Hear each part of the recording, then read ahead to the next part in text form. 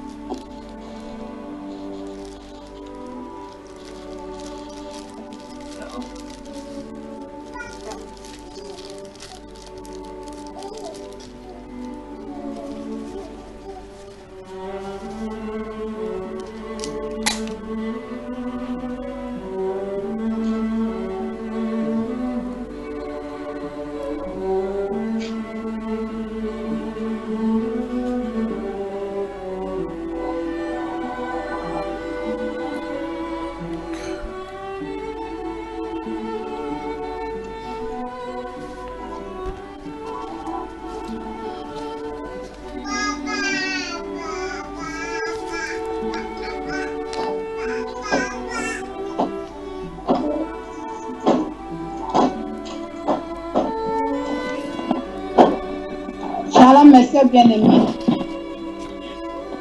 Shalom, mes soeurs. La sœur Rosine de la Loumane.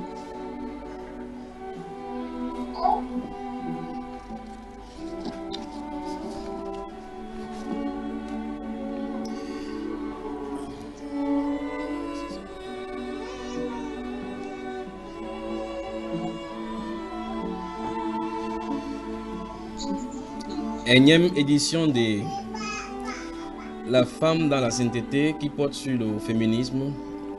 Une autre édition qui sera toutefois houleuse comme la dernière partie.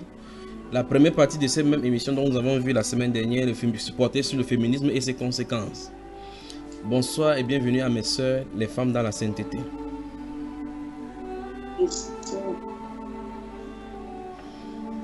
Je crois que si je commence à vous citer une à une, là, on va encore passer toute la soirée. Bonsoir.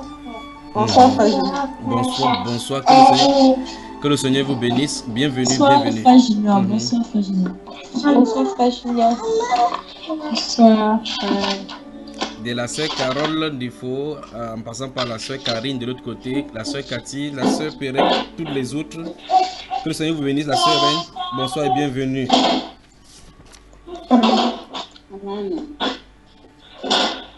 Voilà. On peut commencer aujourd'hui.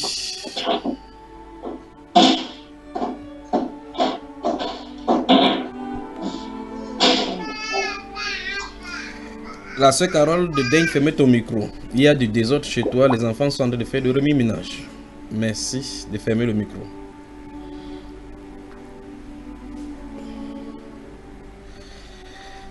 La semaine dernière, dans la première partie de cette émission, nous avons vu non seulement la définition du mot féminisme, son origine, le but pour lequel cela est venu, les avancées de ce mouvement.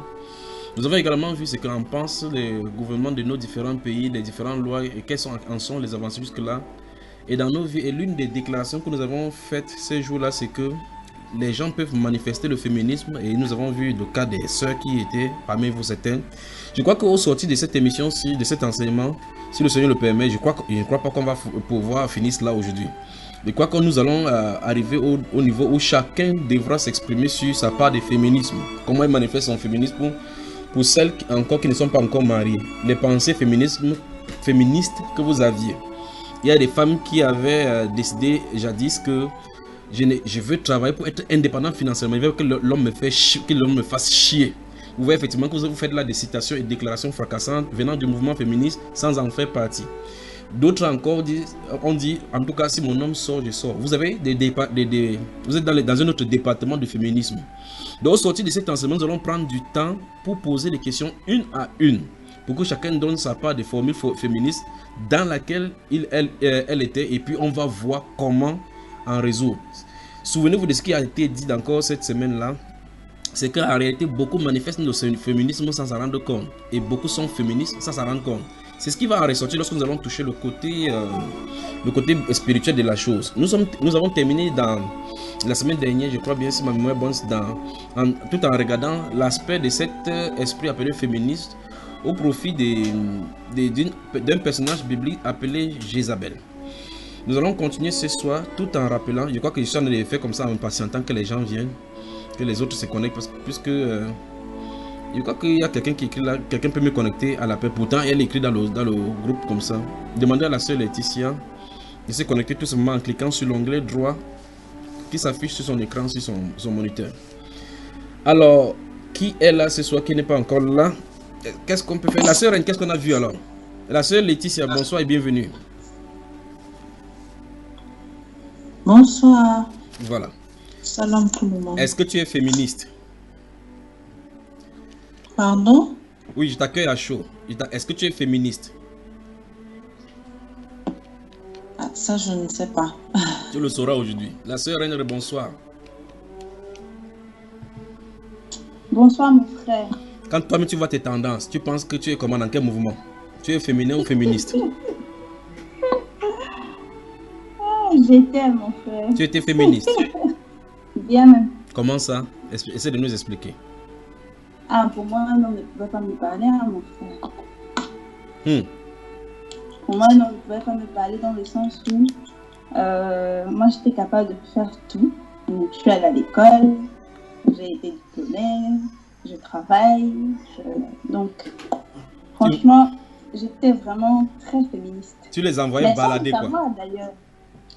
Sans le savoir, parce que comme tu disais tout à l'heure, à ton introduction, je pense qu'il y a plusieurs femmes qui sont féministes que sans le savoir, en fait. Mais mettons cela ainsi, plusieurs chrétiennes qui sont féministes. Voilà, exactement. Exactement. C'est clairement ça. Mais après, on se rend compte que, en lisant la parole, on se rend compte qu'en fait, on a tout faux. Et ça fait très mal, parce qu'aujourd'hui, je découvre ça. Et c'est très bouleversant et c'est très dérangeant, en fait. On sait pas, du moins, je parle pour moi, je ne sais pas ce qu'il va faire, je ne sais pas. C'est difficile de se détacher de tout ça. C'est très compliqué, en fait. C'est très compliqué. La sœur Flora, bonsoir, ton micro est ouvert.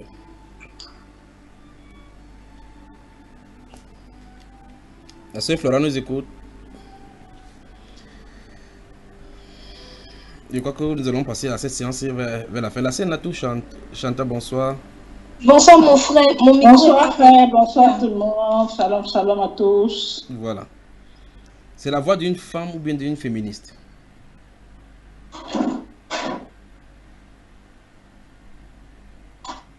Voilà. La sœur Flora, elle est là. Oui mon frère. Comment tu vas ma soeur?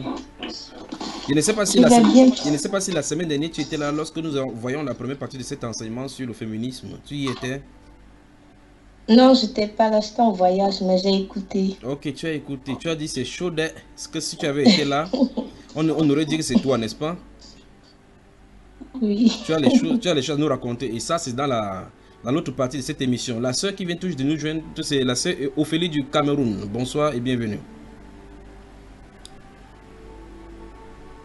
Directement, elle a fermé son micro. La sœur Ophélie du Cameroun, de Paris, la seule. Bonsoir. J'arrive même pas à voir la connexion. Tu es connecté déjà et tu es en direct sur Bamba Iba. Et Bamba Iba Google Plus. Bonsoir et bienvenue, la sœur Ophélie. Bonsoir. Vous m'entendez? 5 sur 5. Toi, tu entends, tu as le retour? Non, là, je t'entends très bien. Très bien. Alors, nous étions sur le point de te poser la question avant que tu participes comme ça. La semaine dernière, nous avons vu la première partie du féminisme. Ça, c'est sûr que ça t'a fait un choc rocambolesque dans ton cœur, n'est-ce pas?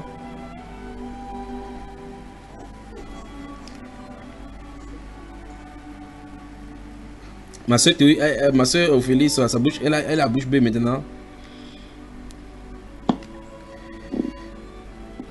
Elle n'entend plus. Son micro, il croit que son micro est fermé.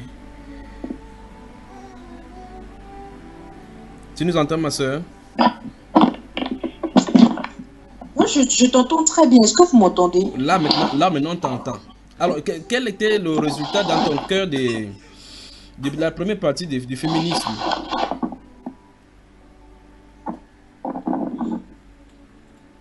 Allô? Oui, allô, la sœur Ophélie. Oui. Vous m'entendez? Oui, on t'entend 5 sur 5. Toi, tu nous entends? Oui, là, je vous entends parfaitement. Voilà, alors j'étais en train de poser la question. La semaine dernière, nous avons vu la première partie sur le féminisme. Quelle en était ton expérience après? Oui, justement, par rapport à ce qu'on a vu la dernière fois, j'ai poursuivi justement mes recherches sur le site ina.fr.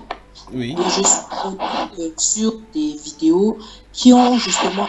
Je ne sais pas si c'est chez toi qu'il y a ce bruit. Si tu en as de parler et que tu es avec le casque, il faut être fixe. Parce que quand tu bouges, ça fait du bruit. Je ne sais pas si c'est chez toi. Je crois que c'est chez toi. Ne bouge pas, ma soeur, en parlant.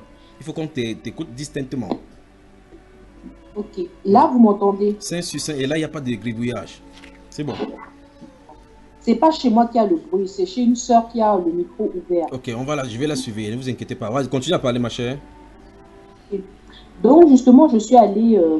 j'ai poursuivi mes recherches sur le port, sur le féminisme et justement par rapport au port du pantalon et tout. Et j'ai découvert justement que effectivement c'était réel ce que tu nous avais dit concernant le port du pantalon et tout. Maintenant, quand j'étais rentrée en prière, j'ai demandé au Seigneur justement encore, voilà, j'étais en train de prier et tout. Et là, le Saint-Esprit en fait a ouvert mes yeux. J'ai montré justement l'origine même du port du pantalon en fait chez la femme. Oui. Chez la femme.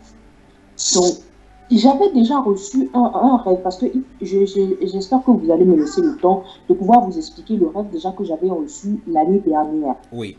Attends, allons à la base. Tu vas nous raconter un rêve de l'année dernière qui a trait à voir avec le pantalon, c'est ça? Ça, exactement, à voir avec le pantalon. Oui, allons-y. Ok. Donc, j'ai rêvé, en fait, que je me suis retrouvée comme sur une avenue, en fait. On venait de me déposer. Il y avait des gens aussi juste à côté de moi. Et je me rappelle très bien de comment j'étais habillée le jour-là. J'avais porté un pantalon et j'avais porté une longue tunique, en fait, sous le pantalon. Et maintenant, j'étais directement, en fait, j'entends des femmes qui sont au loin. C'est comme si vous voyez les caravanes et tout. Sauf qu'elles étaient pleines, en fait, mais elles avaient tous porté des passes. L'histoire, en fait, se passait, je crois, au Cameroun. Et maintenant, je me suis retrouvée sur l'avenue et je ne regardais pas du côté des dames, mais c'est comme si je les entendais par derrière, en fait.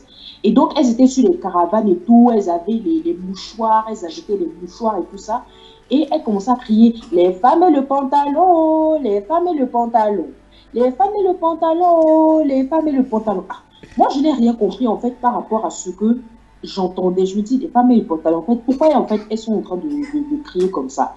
Mais elles étaient quand même bien, elles avaient mis vraiment le boubou traditionnel et tout, c'était vraiment très bien habillé, très très belle et tout, mais elles étaient de l'autre côté. Moi, j'entendais et j'avais juste rejeté un regard furtif, en fait, dans leur direction. Et après, quand j'ai fini j'ai cette partie-là écoupée, je suis revenue. C'est comme si maintenant, voilà. Merci, c'est parce que maintenant, j'allais à la direction. C'est comme si j'allais à la prière, en fait, chez le frère Junior. Et au moment d'aller, j'ai pas juste passé un sentier, en fait. Et qu'est-ce que je vois? Je vois deux serpents avec la couleur de leur peau était jaune et ça, c'était vraiment, ça luisait, et je vous assure que le jour, et en même temps, dès que j'ai vu en fait ces deux serpents-là venir comme ça dans ma direction, c'est comme s'il y a quelque chose qui m'a projeté vers, sur la route, en fait, qui m'a dévié quelque part. Et c'est là que je me suis réveillée. Et quand je me suis réveillée, j'étais toute en sueur. Je me suis dit, c'est comme si je les avais vus. C'est comme si je les voyais véritablement, qu'ils étaient là, même à côté de moi, en fait, qu'ils venaient vers ma direction et tout. Et j'ai vraiment pris peur ce jour-là. Et je me suis réveillée. Bon, dans le rêve, entre le pantalon, entre moi qui avait le pantalon dans le rêve, entre moi qui suis en train de partir chez le frère Junior et tout, et quelque chose me balance maintenant vers l'autre côté. Je ne comprenais, je n'ai pas compris la signification de ce rêve jusqu'au bout. Deuxièmement, le rêve que j'avais vu, ça c'était pas un rêve, mais c'était une vision. Donc, la vision que j'ai eue,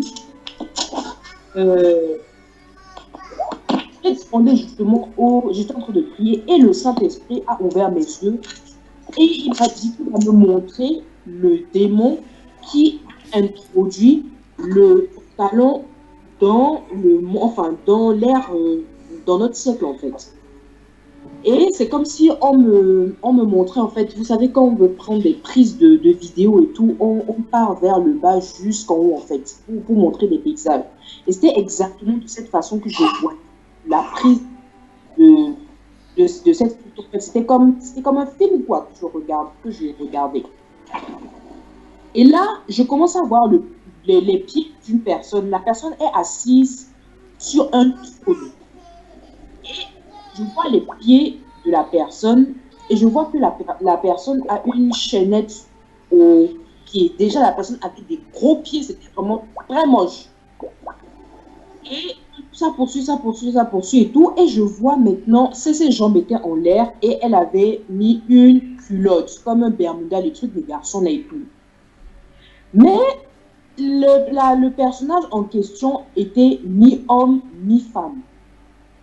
En fait, je voyais une apparence très bizarre et avec des oreilles bizarres, une tête vraiment bizarre avec des serpents, enfin plein de trucs ça. Et c'était tellement dégueulasse que j'ai demandé au Saint-Esprit enfin j'ai dit, c'est le Saint-Esprit, je ne veux plus regarder ça va et tout.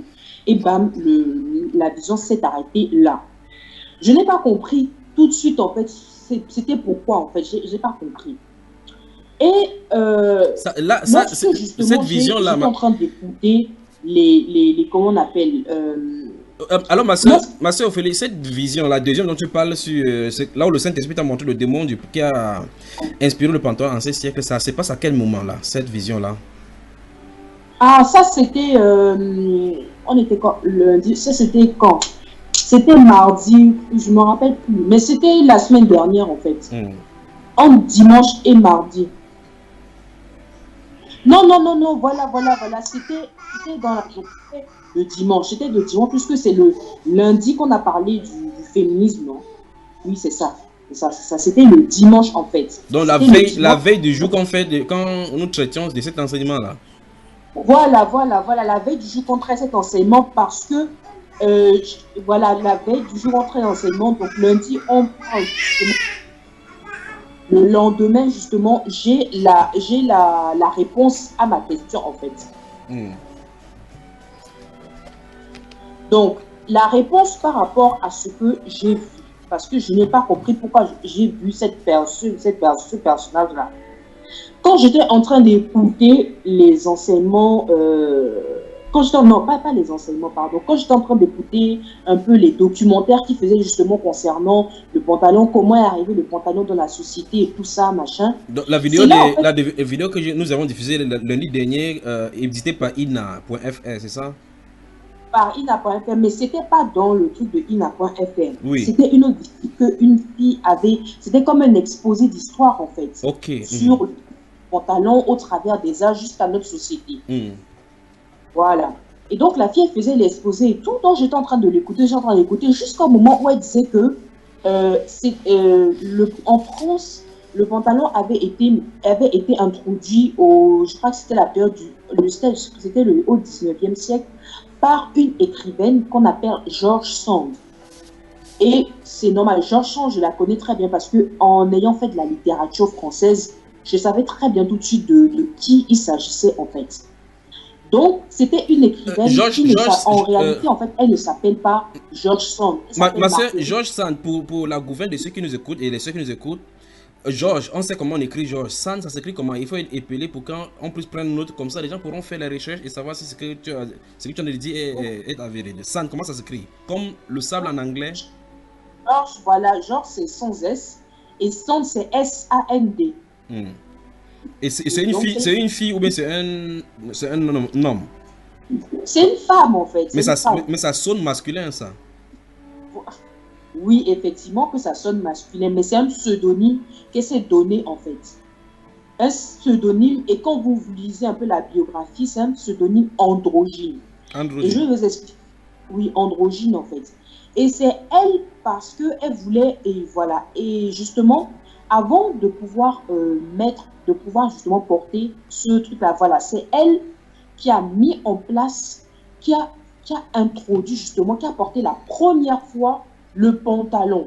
Parce qu'avant, même si on devait porter le pantalon, même si une femme devait porter le pantalon, elle devait demander une permission, je crois, à la préfecture de la police, en fait. Donc, elle a porté la permission et tout, et elle a porté ça, soi-disant, parce que c'était moins cher, et ça lui permettait de pouvoir s'affranchir des grandes robes et tout, parce que, visiblement, à cette époque-là, elle n'avait pas assez d'argent. Mais quand vous regardez bien l'histoire de George Sand, en fait, c'était une femme aux mœurs très légères, c'est-à-dire qu'elle était vraiment, voilà, elle vadrouillait d'homme en homme, en fait, jusqu'à la fin de ses jours.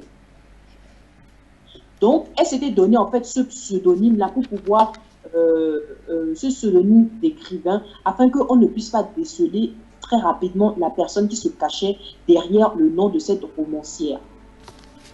Donc, c'est là, en fait, quand la fille a parlé de cette histoire et a parlé du fait que George Sand avait porté justement ce Bermuda et tout, qu'elle avait des mœurs légères et tout ça, et l'androgynie, tout ça, quand j'allais regarder la bibliographie de cette femme, c'est là, en fait, que j'ai compris tout de suite pourquoi le Saint-Esprit m'avait montré cette vision-là. Voilà. Donc, ma soeur, sans te couper, je crois que ce serait aussi bon que tu envoies aussi cette...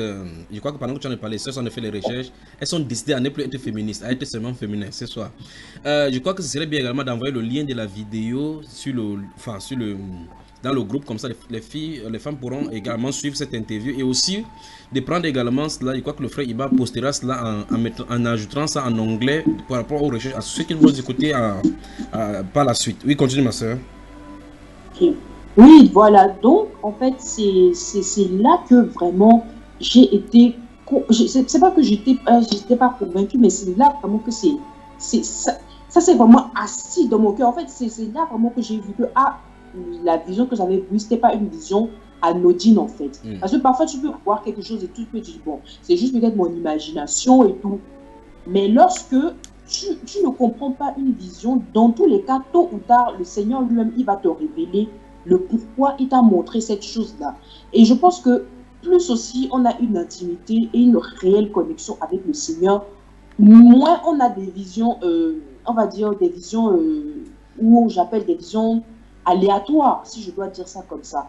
Parce que quand tu connais la vie que tu vis avec Christ, en fait, tu peux peut-être dire que la vision que je vois, oh non, c'est rien. Non. Mais derrière tout ce que tu vois, ou derrière tout ce que le Seigneur te montre comme son, il y a toujours une explication cachée derrière. Mais le temps et ta maturité aussi en Christ te révélera par la suite ce que le Seigneur voulait te montrer. Voilà. Comme je vous ai dit, le rêve que j'avais fait avant l'année dernière, je n'avais pas compris. Ouais, je n'avais pas compris. Donc, c'est lorsque j'ai encore relu, comme j'ai parlé encore du féminisme, et en plus, j'ai oublié même de donner comme détail que c'est à cause de George Sand et d'une autre romancière et tout, qui ont commencé à mettre en place petit à petit des idées et des idéologies du féminisme, en fait. Donc voilà, elles ont commencé par dire que voilà, la femme doit s'affranchir, la femme n'est pas seulement réservée aux tâches domestiques, la femme doit voter, tout ça. Donc elles participaient vraiment au club mondain. Et elle était vraiment en relation avec plein d'auteurs français, plein d'auteurs, des romanciers, etc. etc. Oui. Donc voilà ce que je peux dire par rapport à ça. Alors, la sœur Ophélie, ayant donc découvert tout cela, déjà l'année dernière, dis-tu, tu avais fait le rêve concernant le pantalon, on te chantait dans tes oreilles le pantalon au Cameroun, pendant que tu partais voir le frère Junior.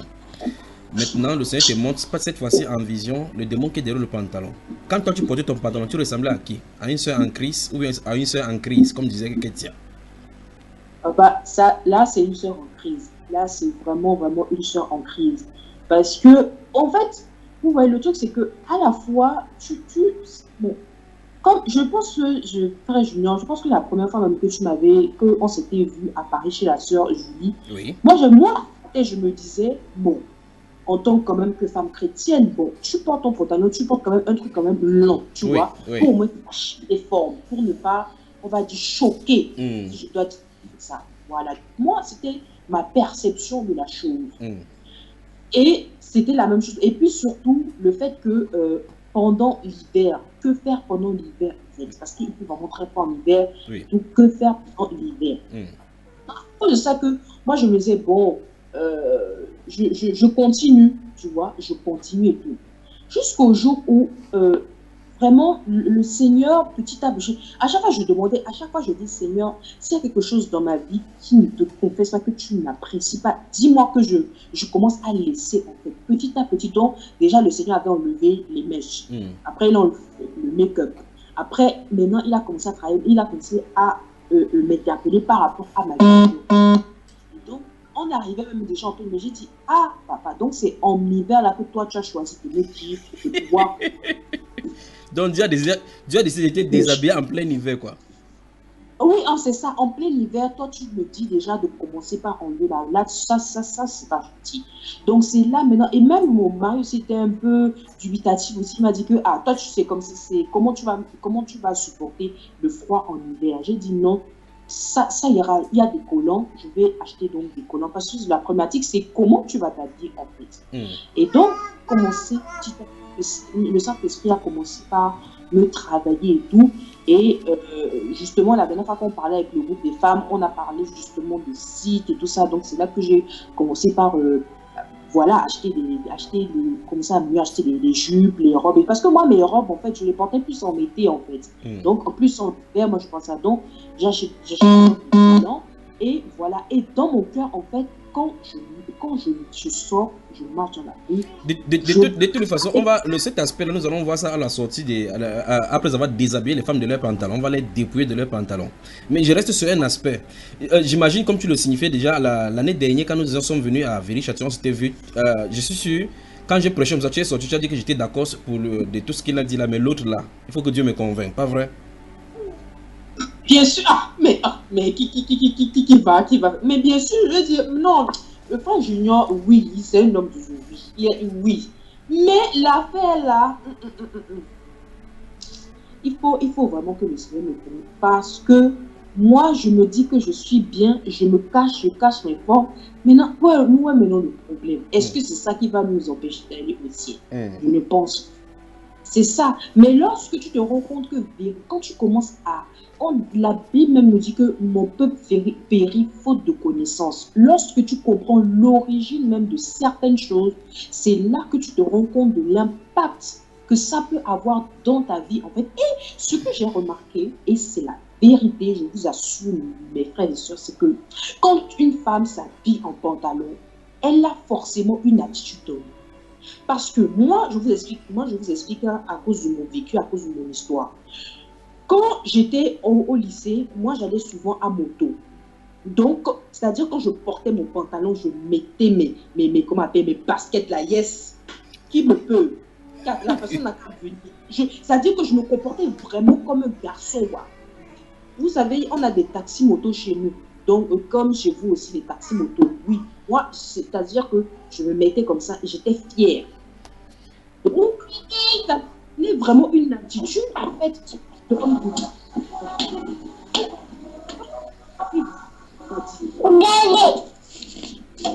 La sœur Ophélie, Daine t'est calmée le temps que cette sœur se maîtrise un peu son téléphone et s'est calmée.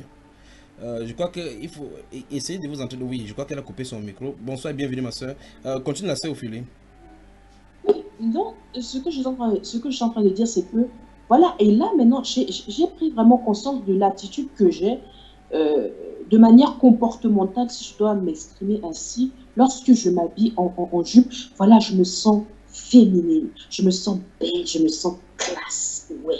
Là, c'est-à-dire, c'est la princesse même de l'Éternel qui fait son entrée. Oui. Ouais, ça. Oui. Donc, en fait, c'est ça. Et je me sens en paix avec moi-même. Blague à part, je me sens maintenant mieux en paix avec moi-même, en fait. Donc, c'est ça que je pouvais partager rapidement comme Bon, maintenant, est-ce que tu peux donc comprendre principalement, avant de poser la question, que dis-tu donc des pasteurs qui, dans des assemblées, déjà que leurs femmes également prêchent avec le pantalon, en bas leur derrière comme le saucisson, effectivement, comme ça, où il y a les sardines. Et puis, dit aux filles de s'habiller comme ça, que si elles ne s'habillent pas comme ça, elles ne verront pas leur mari. Elles ne seront pas sexy, elles ne seront pas belles. Parce que tu es une belle créature, il faut exposer, comme vous voyez. On expose la marchandise avant d'acheter. Si vous êtes comme ça, dans un endroit où vous suivez sur YouTube, sur Marché Central, vous pouvez prendre n'importe quoi là-bas gratuitement. Quand vous suivez ces genre de choses, avec ce que tu as eu, ton expérience et ta recherche que tu as faite, qu'est-ce que tu en dis, ma chère? Moi, je dis que si on veut plaire à Dieu, nous devons vraiment nous dépouiller des œuvres des ténèbres et nous devons nous conformer tout simplement à la parole de Dieu. C'est aussi quelque part le sacrifice. Jésus-Christ de Nazareth, notre ami, notre sauveur, il a accepté d'être insulté, il a accepté d'être martyrisé, il a accepté tout ça. Qu'est-ce que le sacrifice de Jésus à côté d'un simple commandement? On nous dit, change juste ce vêtement-là de ta garde-robe. Est-ce qu'on peut le peser en fait? À partir du moment où tu connais le Seigneur, c'est déjà, c'est vraiment tout, tu as tout reçu en fait. Parce que celui qui a le Christ en lui a déjà tout, est déjà béni de la tête aux pieds. Mais nous devons accepter ce sacrifice-là, parce que c'est les sacrifices aussi qui plaisent, ce genre de sacrifice qui plaît à Dieu. Et le Seigneur va nous bénir à travers notre obéissance. Lui-même, il a dit dans sa parole que l'obéissance vaut mieux que les sacrifices. Donc, il vaut mieux obéir à la parole de Dieu que de se conformer au siècle présent, comme nous l'a dit Paul dans le livre de Romains. Donc, moi, c'est ce que je voudrais dire. Et puis, bon, comme il y a certaines femmes, bon, est-ce qu'on va parler encore du fait que certaines femmes ne savent même pas comment mettre leur forme en truc. Elles mettent le pantalon, elles mettent un petit haut, comme toi, même tu dis souvent, ma chérie, les petits hauts de sa soeur, pour pouvoir mettre et tout, pour serrer, franchement. Si ça, c'est pas l'esprit de Jézabel ou l'esprit de séduction, moi, je ne sais pas comment on appelle ça. Moi, je ne sais pas comment on appelle ça. C'est que nous devons vraiment faire attention et comme le Seigneur nous a dit, nous sommes le sel de la terre, nous devons vraiment être un exemple pour les autres. Et chacun de toute façon a son style, mais chacun doit trouver son style. Ce n'est pas se mémériser en s'habillant en robe, ce n'est pas se mémériser en s'habillant en jupe et en étant belle et propre et classe avec le Seigneur. C'est voilà ce que moi je voulais dire. Voilà, et puis aussi il y avait ce débat où à l'époque de Jésus, il portait des robes et tout. Et puis, dans ce truc, oui, en fait, quand je me suis assise, je me suis aussi posé cette question. Je me suis dit, mais à l'époque de Jésus, il portait des robes et tout. Et aujourd'hui, voilà. Et aujourd'hui, par exemple, on va te dire, il y a des pantalons pour les femmes, il y a des pantalons pour les hommes. Et en fait, la dernière fois, je me suis assise, j'ai commencé à me révolter moi-même parce que je me suis dit, aujourd'hui, même les hommes portent des styles comme des femmes. Et moi, je vais encore me dire que je vais ressembler, c'est-à-dire, on va me confondre avec ces hommes, en fait. Au final, on ne sait plus qui est qui dans la société, on ne sait plus qui est homme, on ne sait plus qui est femme. Donc, vraiment, faisons la différence entre les genres, en fait. Le genre féminin et le genre masculin. Donc, voilà. Je vous pose la question directement à la sœur Ophélie. C'est vrai qu'avec les mondains, n'importe quoi peut arriver. Ce qu'ils sont de dire là n'est pas une prophétie, mais n'importe quoi peut arriver. Ils nous ont déjà trop surprises comme ça là. Si un de ces jours, votre président Emmanuel Macron qui est là-bas porte la jupe de sa femme avant de sortir pour venir faire un divertissement, bien une cérémonie officielle, ça ne vous sera pas surpris, vous ne serez pas surpris parce qu'il en a fait trop déjà. Il a amené les gays là-bas en plein palais, ils ont défilé. S'il porte déjà ça, il fait des bikinis même, et fait le show là-bas comme un show garçon, enfin c'est un jeune garçon, vous ferez quoi? Mais c'est choquant. C'est vraiment choquant. Qu'est-ce que tu veux que nous fassions? Ils sont en train de se dégager avec les gilets jaunes là. Je crois la sœur Kétia là, elle voulait sortir de son gant. Ma sœur Kétia, qu'est-ce que tu veux? Ouvre ton micro et parle là.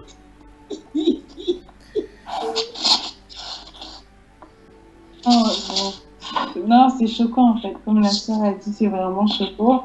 Bah, il a déjà fait des choses choquantes, donc ça va pas vraiment apporter quelque chose de plus. Mais ça va vraiment choquer en fait. Même chez les mondains, ça va choquer. Voilà. Donc, ah oui, ça va pas. En réalité, je vais vous expliquer pourquoi ça va choquer. nous avons vu dans la première partie que depuis les années 1900, enfin du 1700 à la Révolution française et la Révolution industrielle qui a eu lieu, le mouvement de la libération des femmes a pris naissance et a commencé son essor et a construit pas à pas. Comme nous avons vu dans les documentaires, c'est pas à pas. Nous allons suivre également tout à l'heure une autre documentaire concernant cela, parlant des nouveaux combats de l'émancipation de la femme. Nous allons suivre cette femme-là, une autre femme qui va encore parler. Et dans les musiques également, des clips, les clips musicaux, nous allons suivre tout ce qui est dit là-bas. En réalité, ça ne choque pas parce qu'en fait, l'humanité est en fait manipulée depuis des centaines d'années. La dernière fois, nous avons dit, et je l'ai réitéré encore cette fois-ci, que beaucoup de personnes sont féministes sans le savoir. Parce qu'en réalité, le thème féministe, c'est générique pour ceux uniquement qui lisent et ceux qui écoutent les médias. Ceux qui sont dans des villes développées, qui n'entendent pas parler de ces mouvements-là, pratiquent tout simplement ces mouvements qui sont implémentés dans les lois, dans la République, dans les différents quartiers, et ainsi de suite. Des organismes internationaux et autres là-bas qui viennent féoder ces mouvements-là, prennent leurs pensées avec leur argent pour implémenter leurs pensées avec pour but derrière pour aider les femmes, lutte contre l'incision, lutte contre la discrimination aux femmes, mais derrière implémentent les doctrines de ces mouvements-là sans vous en dire que c'est en fait c'est le mouvement féministe qui est là. Petit à petit, comme on va voir dans ces vidéos, dans ces différentes articulations, petit à petit, les barrières qu'on considère comme traditionnelles sont brisées. Alors voilà pourquoi donc ça ne choque pas lorsque la femme porte le pantalon et lorsque l'homme porte la jupe, ça choque. En réalité, parce qu'en réalité, dans la barrière culturelle, on n'a pas brisé le fait que l'on porte les vêtements des femmes. On n'a pas brisé cela. Mais on a eu le temps, depuis des centaines d'années, à passer le temps de façon méthodique, à briser les barrières, principalement concernant ces sujets-ci. Ils ont pris le temps méthodique à préparer les pensées humaines à banaliser, comme on fait avec le cas de l'homosexualité. Remarquez très attentivement, chez vous, quand les gens s'embrassent, ça ne fait plus rien à personne. Pourtant, la Bible déclare dans le livre de 1 Pierre que l'autre qui était un homme juste tourmentait journellement son âme juste à cause de ce qu'il voyait et entendait. Mais chaque jour, enfin, je crois que la situation était aux Pays-Bas. Aux Pays-Bas, c'est très grave, c'est alarmant. Avec l'homosexualité, les gens s'embrassent partout, s'amourachent n'importe où, avec les enfants dans le parking, ça ne dit rien à personne. Parce qu'en réalité, leur mentalité est allée en dessous de zéro par rapport à celle des animaux. Vous voyez, mais ils ont eu le temps et ils appellent ça société évoluée. C'est-à-dire que c'est la société évoluée pour eux, c'est la société qui est tellement déréglée au point où la norme normale n'est plus anormale, n'est plus normale pour elle. Ça veut dire qu'on a bafoué et balayé la norme et puis l'écart qui a été entre la norme et la normale a été normalisé maintenant comme la vraie chose qu'il faut implémenter. Alors, souvenez-vous, je pose la question par rapport à Emmanuel Macron qui porte la jupe. Vous dites que ça sera scandaleux. Dans les journaux, ça va faire le titre des journaux. Pourquoi? Parce que normalement, la barrière par rapport à cela n'a pas été franchie. Parce que les hommes n'ont pas réclamé cela. Les femmes ont réclamé cela, comme on va voir encore une fois de plus dans la vidéo sur le pantalon, qui avait été diffusée en 2012, je crois 2013, sur le journal de 19 et 20 en France, sur cette loi de pantalon, dont beaucoup de personnes étaient surprises justement que cette loi existait justement de novembre en 9. Alors mes soeurs, je veux que vous compreniez effectivement que comme les femmes portent aujourd'hui, c'est parce que c'est généralisé tout simplement parce qu'on a eu beaucoup de temps à marteler les pensées des gens. Par conséquent, les gens l'acceptent sans s'en rendre compte. Dans des clips vidéo, dans les films qu'on voit au fur et à mesure, on a préparé. En fait, comme la Bible déclare dans le livre d'Éphésiens au chapitre 4, verset 11 et suivant, que le Seigneur a donné les uns comme apôtres, les autres comme évangélistes, les autres comme docteurs, comme prophètes, ainsi de suite, pour le perfectionnement des saints. Écoutez bien, pour le perfectionnement des saints en vue de l'œuvre du ministère. Ainsi, ces versets-là, pris du côté satanique, dira effectivement que Satan étant descendu, parce que Christ lui étant monté a fait les dons aux hommes. Satan étant descendu a fait des dons démoniaques aux hommes. Il a fait les uns comme musiciens, les autres comme footballeurs, les autres comme armés, les autres comme artistes, les autres comme littéraires, pour la destruction des âmes damnées en vue de l'œuvre de leur destruction et de leur proclamation finale dans le cadre de l'enfer. C'est exactement l'opposé de ces choses. C'est pour ça donc que dans le cadre de la musique, nous allons voir effectivement que les mouvements féministes vont changer dans la musique pour évangéliser et préparer le chemin. Dans le cas de la littérature, comme le cas de George Sand, dont a parlé notre sœur aujourd'hui, ils vont faire la littérature. Donc la littérature sera préparée là-bas. Les auteurs des films, les cinéastes vont préparer de l'autre côté. Entre-temps, le hip-hop, Céline Dion. On a le cas des musiciens tels que Céline Dion, Michel Arnaud, de son vrai nom Michel Carré, on va voir de son cas tout à l'heure là, Jennifer Lopez, Madonna, Cookies Dingler, avec Marc Lavoine, ainsi de suite, tous ces musiciens qui ont été préparés par Satan et Lucifer pour relâcher afin qu'elles préparent l'humanité à la destruction. Donc elles font effectivement ce qu'il leur a dit et avec leur onction qui a été donnée. De l'autre côté, les évangélistes font en disant que ce que vous portez là, c'est la destruction. Jean chapitre 15, le verset 19 dit que le monde aimerait ce qui est à lui. Et maintenant, nous sommes ici pour prêcher afin que ceux qui sont de notre côté puissent sortir en laissant les attroupements mondains, les attroupements diaboliques. De l'autre côté, on prêche, les musiciens prêchent en disant, femme, tu es libérée. Vous êtes libérée, vous pouvez maintenant faire n'importe quoi, tout en prêchant comme ça d'un autre côté. Donc, le plus grave, c'est qu'ils ont recruté des pasteurs de notre côté. Voilà le plus grave. C'est le plus grave là-bas. Le plus grave est pathétique. La femme dans la sainteté, bonsoir et bienvenue. Frère Junior. Oui. Frère Junior. Oui. Je voulais en fait ajouter ceci. Je voulais ajouter que je vais peut-être partager la vidéo sur le forum. Oui. Mais le fait que moi, féministe est allé tellement loin que au point où les femmes en fait veulent vraiment mettre en place le fait qu'il y ait égalité, mais égalité de sexe dans le foyer. Il y a une vidéo d'une femme qui se dit féministe et tout, et qui est partie jusqu'à laisser son enfant malade, soi-disant parce que le père ne s'en était pas occupé. Ça a vraiment choqué, scandalisé. Si vous voyez, il y a plein de vidéos, même des païens, même qui ont parlé de ça en disant que mais c'est pas possible. Comment, soi-disant au nom du féminisme, parce que monsieur n'a pas pu amener l'enfant chez le médecin, toi tu laisses ton enfant jusqu'à ce que la maladie en fait s'empire en fait. Donc c'est normal et c'est pour ça même qu'ils ont placé justement cette femme Marlène Schiappa en question, qui est carrément un pion de la République et qui justement prône, qui encourage, qui met en place l'égalité des sexes. On est là tout le temps, l'égalité des sexes, que ce soit à l'Assemblée nationale, que ce soit dans dans la République et tout, et aussi maintenant on s'ingère maintenant dans la famille en fait. On pousse les femmes à pouvoir se dire voilà, égalité des sexes, égalité des tâches domestiques. La femme n'est pas seulement attachée à faire des tâches domestiques et tout. Battons-nous pour ça, machin, la femme doit être libre de faire ce qu'elle veut, ainsi de suite, ainsi de suite, ainsi de suite. Et effectivement, ce que tu dis, c'est qu'on peut être, comment on appelle, on peut agir comme une féministe, même sans le vouloir, en fait. Parce que quand on commence à avoir ce genre de discours, même en tant que chrétien dans le foyer, c'est vraiment, vraiment, vraiment très grave. Et surtout, parfois, par exemple, quand certaines femmes ne veulent pas, refusent de se donner à leur mari parce qu'elles se disent non, voilà, moi je ne peux pas et tout. Moi je connais le témoin d'une sœur qui, à cause de ça, elle a failli perdre son foyer. À cause du fait qu'elle s'est montrée rebelle envers, et c'était une chrétienne, s'il vous plaît, c'était une chrétienne qui se disait chrétienne. Elle se refusait à son mari, elle disait non, c'est le partage des tâches. Voilà, toi tu fais ci, moi si je fais ça, je suis fatiguée aussi, toi aussi tu dois faire ça, alors que ce n'est pas ce que Dieu veut pour la femme en fait. Donc vraiment, soyons vraiment vigilantes sur ce coup. Donc c'était ce que je voulais ajouter.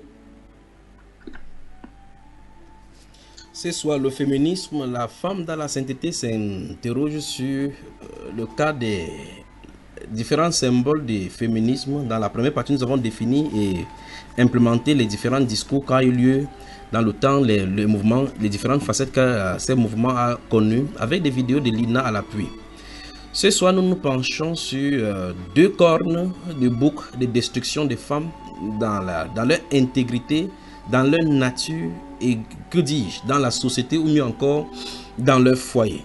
Deux cornes de ces mouvements seront dévoilées afin d'être brisées en milieu chrétien ce soir. La première des cornes a été démasquée, c'est la corne, le pantalon. Dans l'autre partie, nous allons nous étayer particulièrement sur la deuxième corne. Sachez que vous savez que les bœufs ont deux cornes, les boucs ont deux cornes.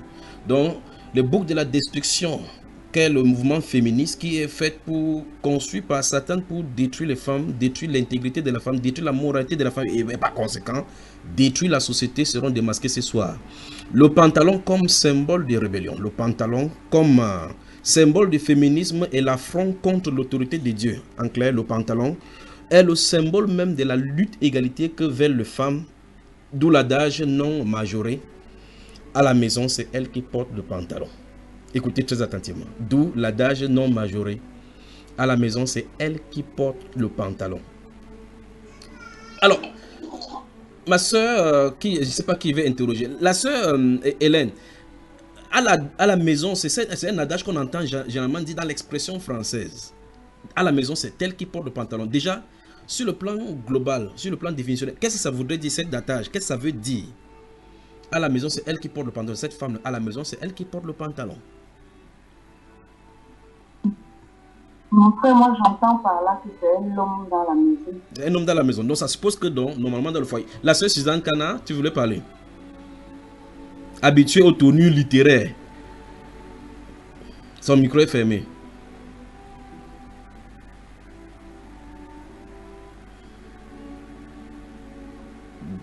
Je crois qu'elle a du mal à ouvrir son micro là-bas. Le front du Canada a congelé les boutons. On va aller de quel côté? La soeur Natoucha est là. Je ne vous vois pas toutes sur mon écran. Je suis là, frère. Oui, à la maison, c'est elle qui porte le pantalon. Cet adage-là, qu'est-ce que ça te dit? Qu'est-ce que ça signifie pour ceux qui nous écoutent? D'après moi, ça veut dire que c'est elle qui est le chef de famille en quelque sorte. Elle qui commande, qui prend les rênes. Donc, mais attends, si donc c'est les mondains qui trouvent un adage comme tel, ça suppose donc à normalement qui devrait commander à la maison. C'est le monsieur qui doit commander à la maison. Donc ça veut dire que le pantalon devient le symbole de l'homme. De l'homme. Et par conséquent, le symbole, derrière ce symbole de l'homme, c'est tout le symbole de l'autorité, pas vrai? Ça, c'est vrai. Donc, une femme qui porte le pantalon, on peut dire clairement, elle a pris l'autorité, la place de l'homme, pas vrai? Oui. Donc, on peut dire sans risque de se tromper que le pantalon, c'est le symbole donc, de la rébellion de la femme, de la lutte et de l'arrachement même à outrance de l'autorité de l'homme par la suite de cette lutte égalitaire, n'est-ce pas? Oui. Voilà dans les deux boucs sur lesquels nous allons nous étaler ce soir. Les deux cornes de boucs destructeurs des femmes qui initialement étaient seules, tranquilles dans leur coin, et Satan est venu les nourrir. Écoutons ce soir encore, revenons sur cette vidéo. Allons-y. Si vous m'écoutez. Certaines lois ont la vie dure, vous allez être très très surpris, mais les femmes qui portaient un pantalon jusqu'au 31 janvier 2012 étaient passibles d'emprisonnement, en vigueur depuis plus de 2 siècles. Cette ordonnance vient de tomber dans les oubliettes. Pierre Sanic, Marie-Pierre Dangors. 213 ans d'oppression vestimentaire jusqu'à cette semaine et la libération des Parisiennes au final à porter le pantalon. Depuis aujourd'hui, vous dites? Non, là vous m'étonnez. Qu'est-ce que c'est le pantalon? Donc bienvenue au club alors officiellement. Depuis 10 permissions de police pour ce temps, les limites à la décence sont dictées par l'ordonnance du 26 Brumaire de l'an. Toute femme désirant s'habiller en homme doit se présenter à la préfecture de police pour en obtenir l'autorisation. Magnanime, la police adoucit le texte en 1892 pour permettre aux femmes de faire du vélo et monter à cheval. Mais malgré la mode, le falzar est loin d'une transgression. En 67, Colette en fait les frais dans son lit. La surveillante générale m'a agrippée en bas de l'escalier en me disant « Mademoiselle, vous rentrez chez vous, vous habillez correctement. » Comme un garçon, j'ai les cheveux longs comme un porte-blouse. Année 70, l'abrogation de l'ordonnance phallocrate devient le symbole d'une lutte féministe. C'est qu'aujourd'hui, le contrôle du corps de la femme reste, même si effectivement aujourd'hui nous sommes toutes en pantalon, nous sommes toutes fières de le porter. À l'Assemblée, il faut attendre 1920 pour voir quelle horreur, une députée en pantalon. À l'Élysée, les jupettes de Juppé sont féminines à souhait. Aurait-on peur qu'elles portent la culotte? Il y a toujours eu cette peur que les femmes prennent le pouvoir. Finalement, cherchent leur revanche et prennent aux hommes non seulement le pouvoir, mais aussi leurs vêtements. Chère Parisienne, avec ce texte désuet, vous étiez résistante, insoumise malgré vous. Vous voilà l'égal de l'homme, le pantalon pousse. Voilà. Je crois que vous étiez résistante. Vous avez bien suivi. Chers Parisiens, vous étiez résistante. Vous voilà maintenant l'égal de l'homme. Le pantalon pour tous, c'est maintenant. Et l'écrivaine dit que les hommes ont toujours eu peur qu'on prenne leur place. Et par conséquent, on prend leur habit. Et la féministe dit que maintenant, nous portons tous maintenant les pantalons. Maintenant, et les pasteurs et les sœurs en Christ disent que dès le départ, le pantalon était pour les, les femmes aussi. Les mondains, eux, disent que c'était pour les hommes. Alors les sœurs, vous êtes bouche bée maintenant, n'est-ce pas? Ou bien vous voulez encore me crucifier? De toute façon, on est en interactif virtuel, vous ne pouvez rien me faire. Commentez cette vidéo maintenant, les sœurs, avant qu'on continue. On va briser toute cette conne-là. Le pantalon est un péché en l'emportant. Maintenant, je crois que ça doit être clair maintenant. Le pantalon est un péché parce que c'est l'affront contre l'autorité. Et toute personne qui se ligue contre l'autorité que Dieu a établie, se ligue contre l'ordre que Dieu a établi. Donc, par conséquent, toute personne qui porte le pantalon est dans le péché. Je crois qu'en 2018, maintenant, ça doit être clair maintenant. Vous êtes mature maintenant pour bien saisir ceci. Parce que le pantalon, c'est le symbole de la rébellion. Elles n'hériteront point le royaume des cieux, dit la Bible. La sœur Kelly Yankolo, bonsoir et bienvenue. Bonsoir, frère Junior. Shalom. À la maison, c'est toi qui portes le pantalon de M. Niaoré? Non, que Dieu me garde. Non, c'est lui qui porte son pantalon. Il porte son pantalon. Oui. Alors, dis-nous, la vidéo que nous venons de suivre sur l'abrogation de la loi de novembre en 9 en France, qui 200 ans d'oppression vestimentaire, comme a dit le journaliste, et on dit cette loi vient de tomber. Donc au moins les mondains avaient gardé leur corps saint jusqu'à pendant 200 ans. Les chrétiens n'en veulent même pas entendre parler. Et c'est de chez eux qu'on parle de la sanctification. Qu'est-ce que tu peux dire comme commentaire sur cette vidéo, ma soeur?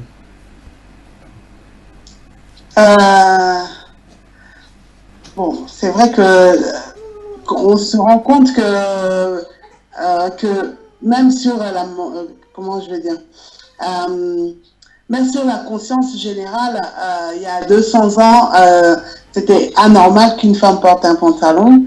Et donc, au fur et à mesure, voilà, le monde, comme on dit, s'est modernisé. Donc, voilà, il y a eu, voilà, à cause de cette révolution féminine, voilà, le port du pantalon chez les femmes. Évidemment, plus les années passent, plus les choses vont de mal en mal, c'est-à-dire que ça va à l'encontre de ce que le Seigneur attend de chacun d'entre nous. Et nous maintenant qui sommes enseignés, voilà, nous devons maintenant résister et puis bon, obéir à la parole du Seigneur et même aller à l'encontre de tout ce qu'on peut voir, voilà, par amour du Seigneur, parce que nous savons c'est ce qui est bien pour nous. Oh. Ok, maintenant je vous pose la question. Vous voyez vos sœurs qui sont dans des dénominations et autres là-bas, qui disent qu'il n'y a pas de mal à cela. Qu'est-ce que vous allez leur dire? Les sœurs, je vais vous parler. C'est entre vous maintenant. Moi, je suis envoyé pour prêcher. Je vais prêcher. Vous savez, il y a des gens qui écoutent les enseignements et disent frère Junior dérange. On aurait souhaité qu'il en relève le serment de serpent et l'histoire de pantalon là. C'est ça qui m'énerve sur lui. Vous allez seulement entendre ma voix ou vous quitter la scène. Je ne quitterai pas ces enseignements. Parce que je sais que c'est la doctrine de Dieu et les gens vont suivre cela pour être arrangés du côté du Seigneur. Toute personne, dis-je, qui porte le pantalon vit dans le péché. C'est ainsi dit les Saintes Écritures. Donne de ses reins jusqu'en bas, ce sont des démons. Grave encore si elle appartient aux louanges, ou bien au culte des dieux de l'estrade. Vous comprenez ce qu'ils sont dit, n'est-ce pas? Alors vous étiez où avec vos pantalons? Mais les sœurs sont de m'écouter, ils ne vous voient même pas d'abord. Vous dites quoi maintenant pour celles qui ont encore les petits pantalons là-bas chez elles maintenant? Allô? Oui, allô? Oui, shalom frère, c'est la sœur Marie-Josée. Oui, Marie-Josée, je vous écoute, vous êtes en ligne. Oui, mon téléphone te plante beaucoup et je vais profiter quand la petite est un peu calme pour un témoignage. Oui, parle-nous. Par rapport au pantalon, parce que ça fait... Le Seigneur m'a fait grâce de vite comprendre cela, mais je n'arrivais pas à creuser l'ampleur de la chose. Mais pourquoi ça attire? Peut-être que je mets un long truc et puis avec le pantalon, je ne sais pas trop pourquoi.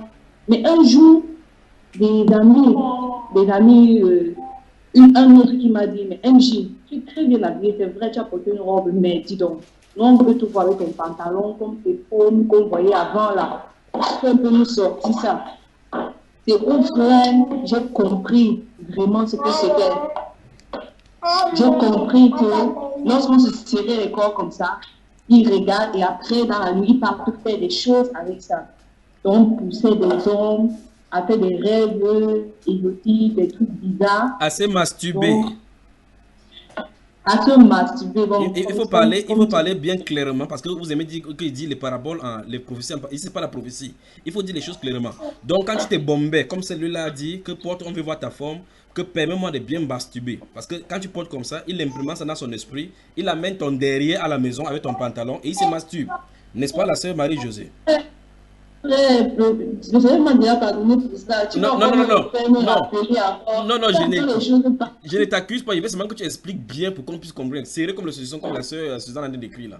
Donc c'est comme ça que tu es serré. Non, donc le Seigneur m'a fait comprendre l'ampleur que même si c'était avec des longs hauts, soi-disant longs hauts entre guillemets, on finit toujours par voir cette forme-là. Et parce que quand on était avec un peu des chaussures un peu hauts là, on tournait un peu les règles, tout ça. Mais franchement, toujours là, j'ai ressenti cela. Et après, dernièrement, il y a eu une question avec les sœurs dans le forum, une qui demandait pour le sport. On avait discuté par rapport à ça. Et cette même nuit-là, quand j'ai dormi, le Seigneur m'a montré ce que c'est. Lorsque tu fais le sport, à quoi est-ce que tu ressembles? J'ai vu une fille qui faisait sport, elle était nue, donc elle sentait mauvais. Le Seigneur me montrait que c'est utile à peu de choses. Et puis je me suis posé la question que Seigneur, puisque c'est utile à peu de choses, moi avec mes enfants, puisque je suis seule, le matin quand je vais accompagner mon fils, je le mets dans le hanger, là. Il y a un chariot que j'accroche le vélo pour l'amener à l'école. Et je mettais des collants, comme il fait déjà froid, avec un long haut. C'est vrai que ça n'arrivait pas à couvrir jusqu'au bas. Mais le Seigneur m'a montré que c'était dans la nuit. Que je peux toujours mettre une très longue robe avec des collants lourds en bas. Et ce qui est sûr, il me dit, je vais te protéger, tu ne feras pas d'accident, tu vas pédaler normalement. Et depuis ce temps-là, j'ai cherché une longue jupe pour pouvoir pédaler et ramener les enfants à l'école tranquillement. Quand ça ne va pas, je les dis parce qu'il est censé qu'il ne pleut pas sur eux. Donc je les dis, je les laisse à l'école. Après, quand je rentre, si je peux marcher à pied, je marche. Si je peux pédaler, je pédale. Mais vraiment, le Seigneur m'a fait grâce de ces affaires de pantalon là. J'ai vraiment compris ce que c'est. Dieu n'aime pas. Il m'a montré à maintes reprises dans les rêves que ce n'est pas bon. À maintes reprises. En tout cas, écoutez-moi très attentivement. Merci ma soeur pour ton témoignage. Écoutez-moi très attentivement. Dieu ne vous a pas montré en rêve pour que vous croyez au Seigneur Jésus. Il ne vous a pas montré en rêve pour que vous vous baptisez. Il ne vous a pas montré en rêve pour que vous lisez la Bible. Les mondains vous disent que les pantalons ont été faits pour affronter Dieu. C'est suffisant. Vous n'avez pas besoin de songes pour cela. Donc personne n'a d'excuses. Donc n'attendez pas en entendant cette voix en disant que non, non, ça c'est pour lui. Enfin, si vous dites que ça c'est pour moi, c'est vraiment pour moi. C'est pour notre royaume. Nous allons prêcher ainsi. Je veux que vous saisissiez que il y a des gens qui écoutent en disant peut-être que non, si Dieu te donne la révélation, c'est que c'est pour toi, c'est pour ta propre vie spirituelle. Donc, ça n'a pas de pantalon, fait pécher les gens. Ta part ne fait pas pécher les gens. Parce que ta part de derrière est différente. Ça n'a pas être plate comme la machette. Pour elle, c'est comme emballé comme le saucisson. Donc, il faut comprendre que Dieu dit qu'il reste là. S'il dit qu'il reste là, ça suppose que s'il reste là pour tout le monde. Ce n'est pas pour une personne. Et quand il montre à une personne de façon différente, comme le cas de la sœur Ophélie qui parlait tout à l'heure, elle a vu dans une vision sans comprendre pourquoi, mais de l'autre côté, Dieu lui a encore donné une vision. Et puis par la suite, écoutez très attentivement, elle fait les recherches. D'autres personnes écoutent tout simplement, vous allez dire, le garçon là, il énerve même d'abord. Si la voix vous énerve, vous ouvrez la Bible, vous allez entendre cette voix qui parle. Maintenant, écoutez très attentivement une fois de plus, le pantalon est démoniaque. Parce que ça vient d'eux. Que le Seigneur vous bénisse. Une sœur veut encore parler avant qu'on passe au suivant. Je sens vraiment calme ce soir. De toute façon, soyez calme comme ça, puisque le Seigneur travaille dans vos âmes. Oui, la sœur Suzanne. Allô? Oui, allô? Oui. J'avais une question. C'est par rapport aux enfants. Oui.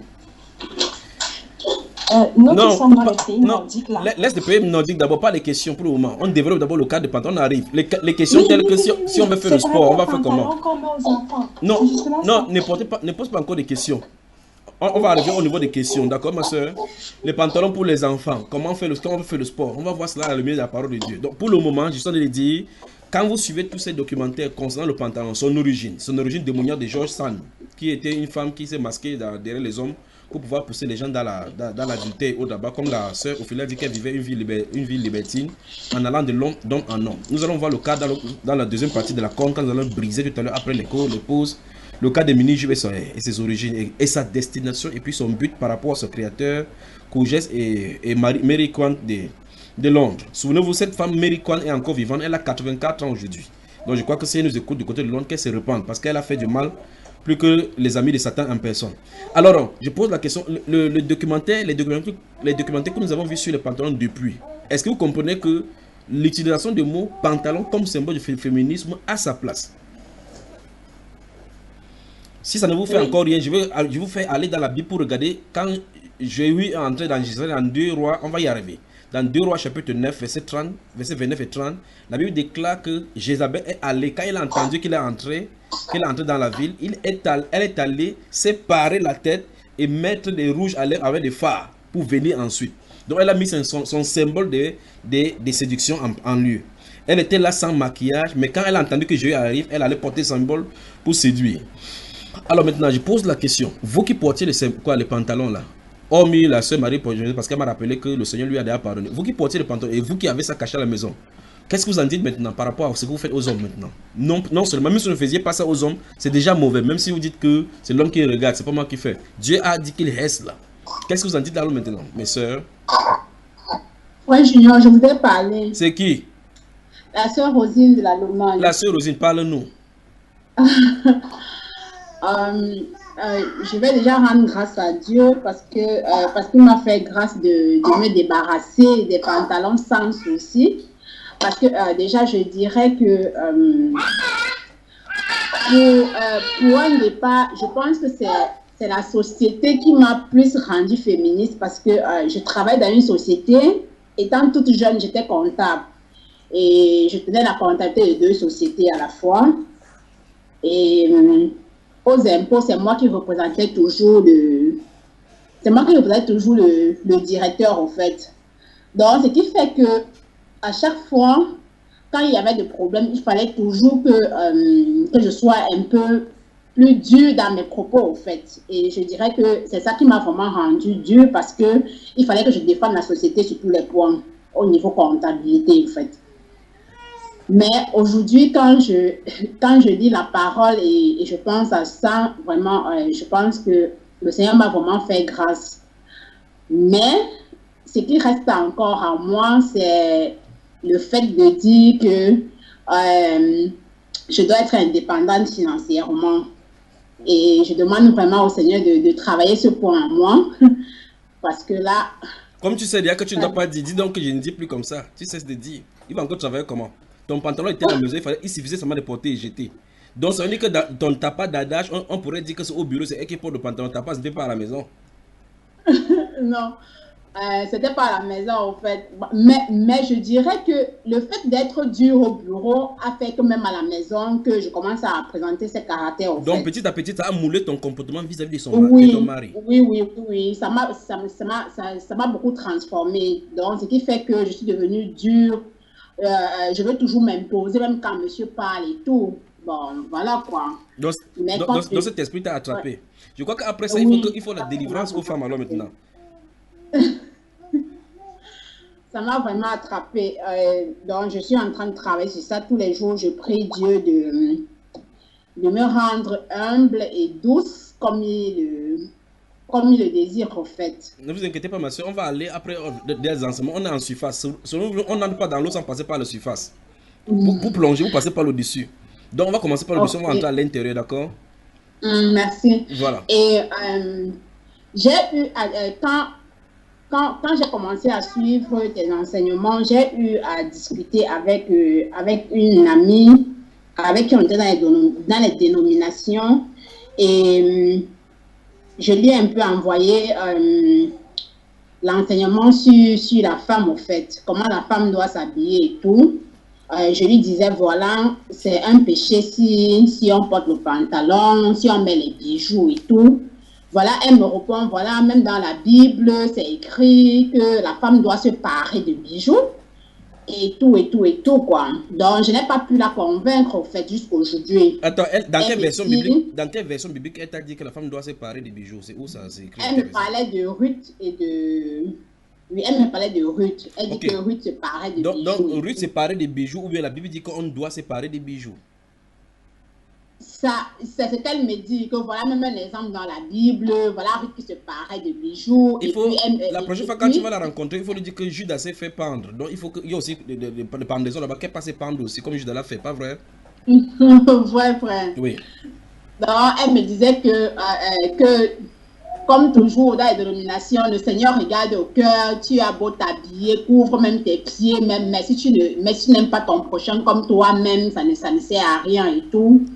voilà quoi, que le tout n'est pas seulement de porter les longues robes et tout, et tout, et tout. Je vais dire que je refuse pas, mais il faut aussi penser aussi au vestimentaire. Je n'ai pas dit que je vais seulement m'habiller en longue robe et tout, et ne pas faire la volonté de Dieu. C'est pour ça qu'on prie. On prie pour que Dieu change nos cœurs pour, voilà quoi, pour qu'on puisse faire sa volonté. Mais déjà, il faut déjà aussi changer son extérieur. Mais comme toujours, on me répond, Dieu regarde au cœur, il ne regarde pas l'extérieur. Donc, au lieu d'écouter l'enseignement, changer ton vestimentaire, tu as porté l'enseignement, lui envoyer comme ça, elle est problème avec moi. Elle fait chaud.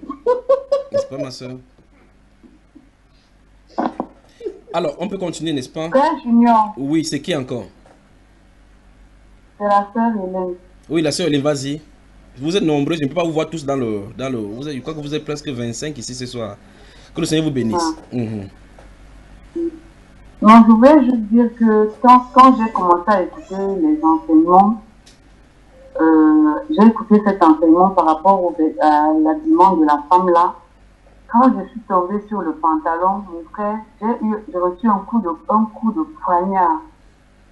Ça m'a fait quelque chose. Mais curieusement, ça ne m'a pas fait fuir en fait, parce que j'adhérais complètement, parce que en fait, quand j'étais dans les dénominations, c'est vrai que je me disais que mais finalement, c'est tellement facile de servir le Seigneur. En fait, je n'avais pas l'impression que je payais un prix, que je faisais le sacrifice, quoi. Tout était tellement naturel, parce que je mettais les pantalons, j'avais pas des choses que je m'interdisais, quoi. Enfin, il n'y avait pas de différence entre moi et les mondains. Je me disais, mais c'est vraiment facile la vie dans le Seigneur, en fait. Et là, quand j'ai écouté cet enseignement-là, je me suis dit, waouh, là, il y a vraiment des choses dont il faut se dépouiller quand on veut marcher avec le Seigneur. Et après, j'ai eu la difficulté de ma garde-robe parce que je me demandais comment j'allais vraiment m'habiller. Je ne trouvais pas, je cherchais, je ne trouvais pas. Et même l'été dernier, je mettais vraiment en prière quand j'allais dans les magasins que Seigneur, oriente-moi, montre-moi les vêtements que je dois acheter. C'est vrai que l'été dernier, je n'ai pas trouvé grand-chose. Mais le Seigneur a fait grâce parce qu'avec mes sœurs, mes bien-aimées sœurs, on a fait des échanges de sites. Et je suis vraiment contente parce que je suis en train de refaire ma garde-robe.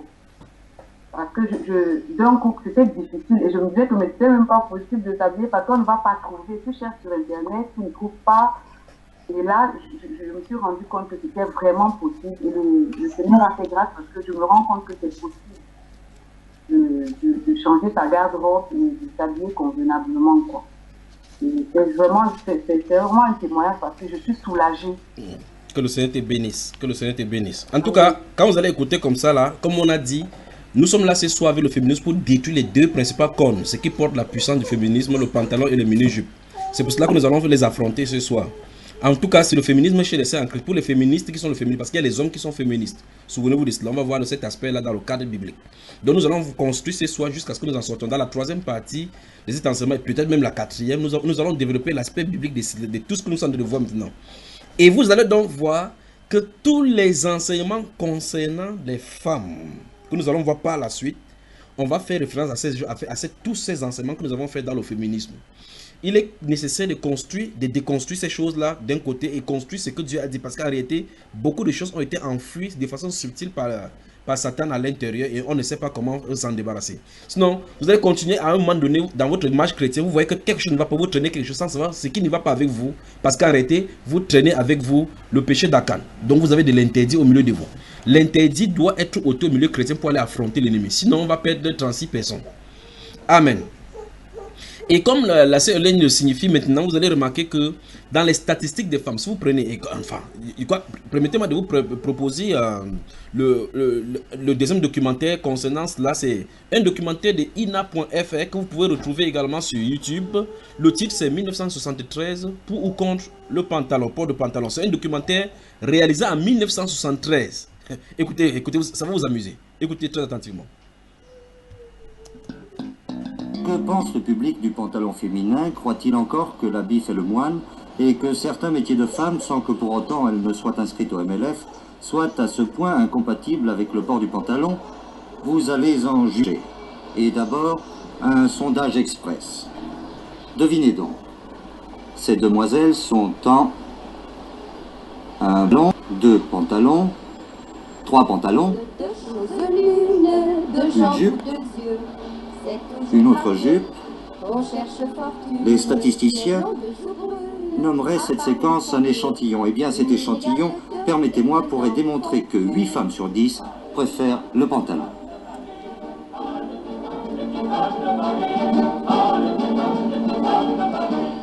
Vous êtes pour ou contre le pantalon chez la femme? On est pour. Et dans l'administration? Aussi. Dans la fonction publique? Oui. Les avocats? Oui. Les huissiers? Tout le monde. Tout le monde. Pourquoi? Parce qu'il n'y a pas de raison. Alors, les dames, faites vos chocolats, là, servez-vous. Ouais, il en faut pour tous les goûts, hein. Bon, pour les mêmes, pas pour les grosses, hein. Pour mon goût personnel, moi, je trouve qu'une femme, c'est plus joli en robe. Ah oui. 2 francs complets, merci. Oh, bah, c'est pas mal. Vous êt pour le pantalon chez les femmes ou contre? Frauen tragen Rosen gern. Pourquoi c'est mieux la femme, tout femme? Qu'est-ce que vous pensez des femmes qui portent le pantalon? Oh, moi, j'aime pas. Oh, nous, ça nous est égal. Chacun fait comme il veut, hein. I like that. Vous êtes pour? E che vanno molto bene per le donne. Very nice indeed. Mademoiselle, est-ce que le pantalon est payant pour les femmes? Ah oui. Ah ben, la ville de Paris a peut-être pas les crédits nécessaires. Non. Miren. Alors l'avis d'un écrivain, pour ou contre le pantalon? Contre le pantalon. Pourquoi? Parce que le pantalon... Écoutez très attentivement cet écrivain. Il est en plein là, en train de fumer. C'est l'un des grands écrivains du siècle de la France. Écoutez très attentivement. C'est une chose d'homme, mais c'est une chose bien ennuyeuse déjà. Alors pourquoi est-ce que les femmes devraient nous révéler maintenant des petites marques de leurs sous-vêtements? Ce que nous ne faisons pas nous. Ça, je trouve ça bien triste et bien pénible que sous prétexte de libération féminine, elles se mettent à emprunter nos vêtements bien ennuyeux. Ils faut tous en pantalon. Certains, ça leur va très très bien le pantalon.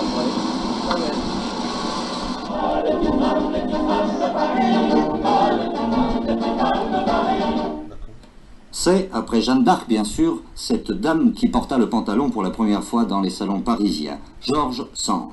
Puis il fallut attendre l'ère des garçons, avant-guerre, qui allait lancer la mode après-guerre du pantalon. Sans doute, cette dame George, au singulier, rivalisa-t-elle avec celle-ci, Madame Calamity Jane, héroïne du Far West et immortalisée aujourd'hui par les exploits du sieur Lucky Luke, l'incorruptible.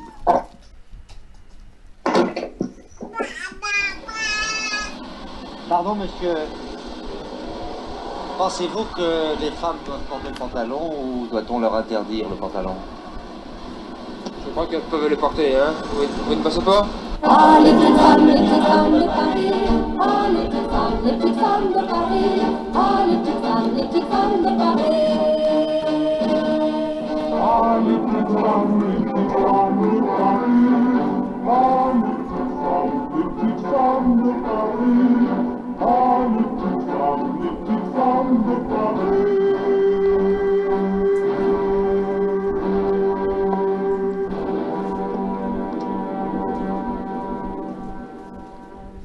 La femme doit-elle porter un uniforme de fonction? Un pantalon sous une robe d'avocat, ça se voit, mais si vous arrivez un jour dans un prétoire avec un bermuda à fleurs en dessous, le président ne peut rien dire. De toute façon, si c'est un bermuda à fleurs, il sera caché par la robe qui arrive tout de même à mi-mollet. Donc le président ne verra rien. Quoi qu'on en dira, ce sont les femmes qui font la mode.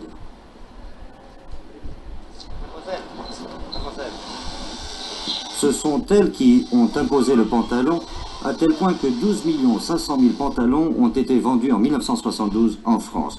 Ce qui signifie, compte tenu de l'usure, que chaque Française devrait avoir dans sa garde-robe 2 ou 3 pantalons. Et la production monte en flèche à tel point que c'est pratiquement la mort de la mini-jupe. C'est aussi modeste que la mini-jupe. Oh, c'est même mieux. Parce que vous savez, la mini-jupe, monsieur. Monsieur le chanoine, la position du clergé en matière de jupe chez la femme est moins sévère, sans doute, que certains magistrats, non? Je pense en effet que ce que nous avons entendu de la part de ces certains magistrats a certainement fait sourire.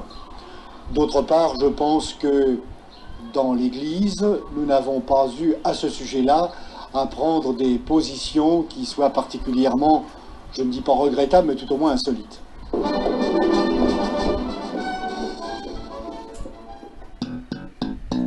Voilà, retour sur le forum de la femme dans la sainteté, commentaire de ces interrogations des rues menées en 1973 par la chaîne INA.fr, qui est une bonne chaîne qui archive comme ça tous les documentaires du monde entier. Dieu merci pour ces documentaires, témoins de l'histoire et témoins de la chose démoniaque introduite en milieu chrétien par les mondains. Mes soeurs, commentaires.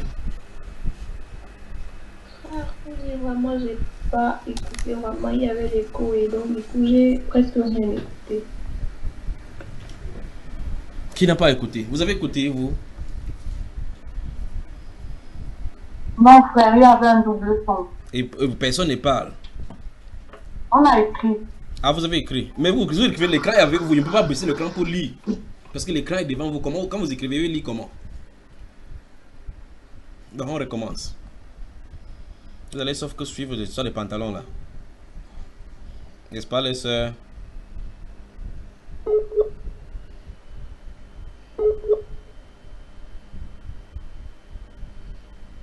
On y va? Il faut que nos micros soient fermés. Vous me dites tout simplement si ça va bien. C'est le moine, et que certaines femmes ne soient inscrites au MLF, soit à ce point incompatibles avec le port du pantalon, vous allez en juger. Et d'abord, un sondage express. Devinez donc. Ces demoiselles sont en 1, 2 pantalons.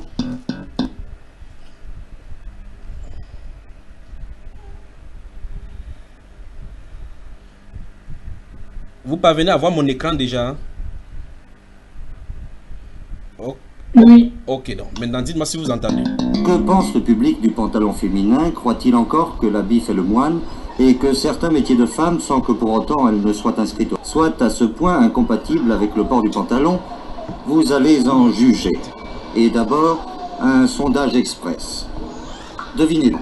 Ces demoiselles sont en un pantalon, là on n'entend rien. 2 pantalons, 3 pantalons, une jupe, une autre jupe. Les statisticiens nommeraient cette séquence un échantillon. Vous n'entendez pas, c'est ça? Il n'y a pas de son. Ok, donc ne vous inquiétez pas, dans quelques instants vous allez entendre.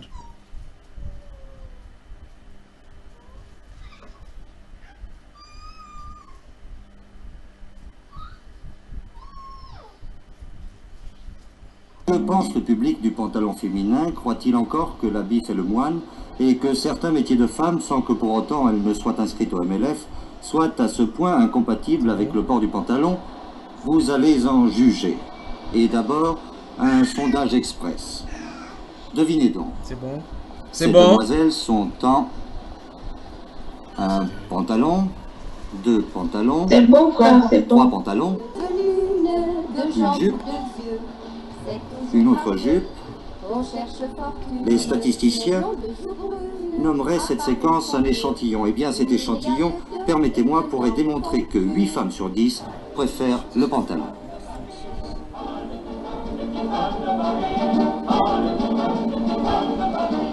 Vous êtes pour ou contre le pantalon chez la femme? On est pour. Et dans l'administration? Aussi. Dans la fonction publique? Oui. Les avocats? Oui. Les huissiers? Tout le monde. Tout le monde. Pourquoi? Parce qu'il n'y a pas de raison. Ah. Alors, je débarque, ça fait mon chocolat, là, servez-vous. Ouais, il y a pour tous les goûts, hein. Bon, enfin, pour mon goût personnel, moi, je trouve qu'une femme, c'est plus joli en robe. Ah oui. 2 francs complets, merci. Oh, bah, c'est pas mal. Vous êtes pour le pantalon chez les femmes ou contre? Frauen tragen Rosen gern. Pourquoi c'est mieux la femme, tout femme? Qu'est-ce que vous pensez des femmes qui portent le pantalon? Oh, moi, j'aime pas. Oh, nous, ça nous est égal. Chacun fait comme il veut, hein. I like that. Vous êtes pour? È che vanno molto bene per le donne. Very nice indeed. Mademoiselle, est-ce que le pantalon est payant pour les femmes? Ah oui. Ah ben, la ville de Paris n'a peut-être pas les crédits qui sont nécessaires. No. Miren, piden. Alors l'avis d'un écrivain, pour ou contre le pantalon? Écoutez très attentivement cet écrivain. Contre le pantalon. Pourquoi? Ah, mais c'est une chose bien ennuyeuse déjà. Alors pourquoi est-ce que les femmes devraient nous révéler maintenant les petites marques de leurs sous-vêtements, ce que nous ne faisons pas nous? Ça, je trouve ça bien triste et bien pénible que sous prétexte de libération féminine, elles se mettent à emprunter nos vêtements bien ennuyeux. Certains, ça leur va très très bien le pantalon.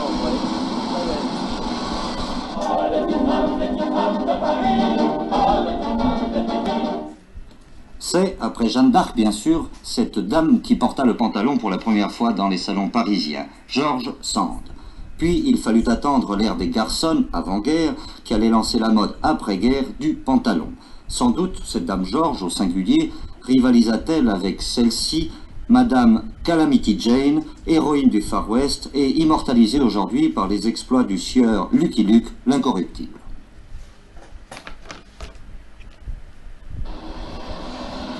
Pardon, monsieur. Pensez-vous que les femmes doivent porter le pantalon ou doit-on leur interdire le pantalon? Je crois qu'elles peuvent le porter, hein. Vous ne pensez pas? Ah, les petites femmes de Paris. Ah, les petites femmes de Paris. Ah, les petites femmes de Paris. Ah, les petites femmes de Paris. Ah, les petites femmes de Paris. Ah, les petites femmes de Paris.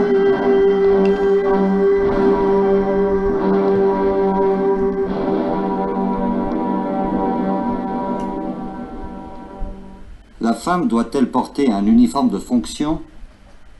Un pantalon sous une robe d'avocat, ça se voit, mais si vous arrivez un jour dans un prétoire avec un bermuda à fleurs en dessous, De toute façon, si c'est un bermuda à fleurs, il sera caché par la robe qui arrive tout de même à mi-mollet. Donc le président ne verra rien. Quoi qu'on en dira, ce sont les femmes qui font la mode.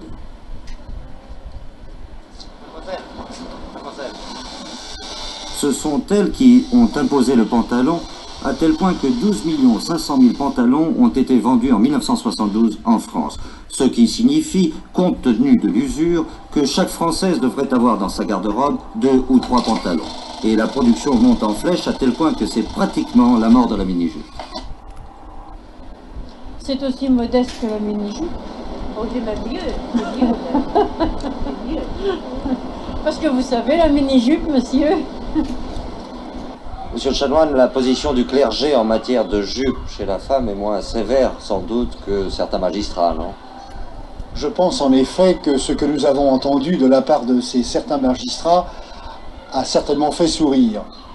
D'autre part, je pense que dans l'Église, nous n'avons pas eu à ce sujet-là à prendre des positions qui soient particulièrement, je ne dis pas regrettables, mais tout au moins insolites.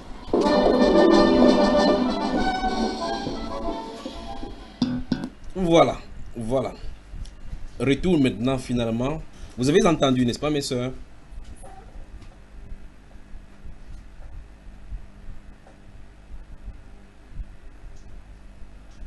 Oui, oui. Ok, donc, qui prend la première parole? Voilà une interview accordée à la chaîne INA.fr en 1973. La question s'est posée. Pour ou contre le port du pantalon par la femme? Déjà, l'entrée, avant qu'on nous donne votre commentaire, est-ce que ne pensez-vous pas que d'abord la question, le fait qu'on sort dans le micro-trottoir pour demander si une femme doit porter le pantalon est une instigation directe qu'elle ne devrait pas le porter?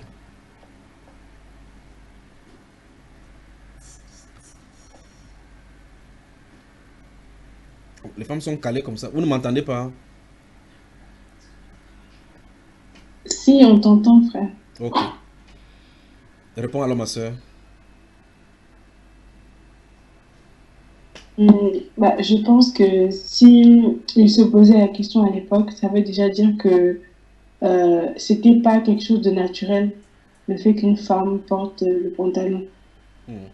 Pourquoi n'y a-t-il jamais eu peut-être la problématique sur est-ce qu'un homme doit-il porter le pantalon? Pourquoi?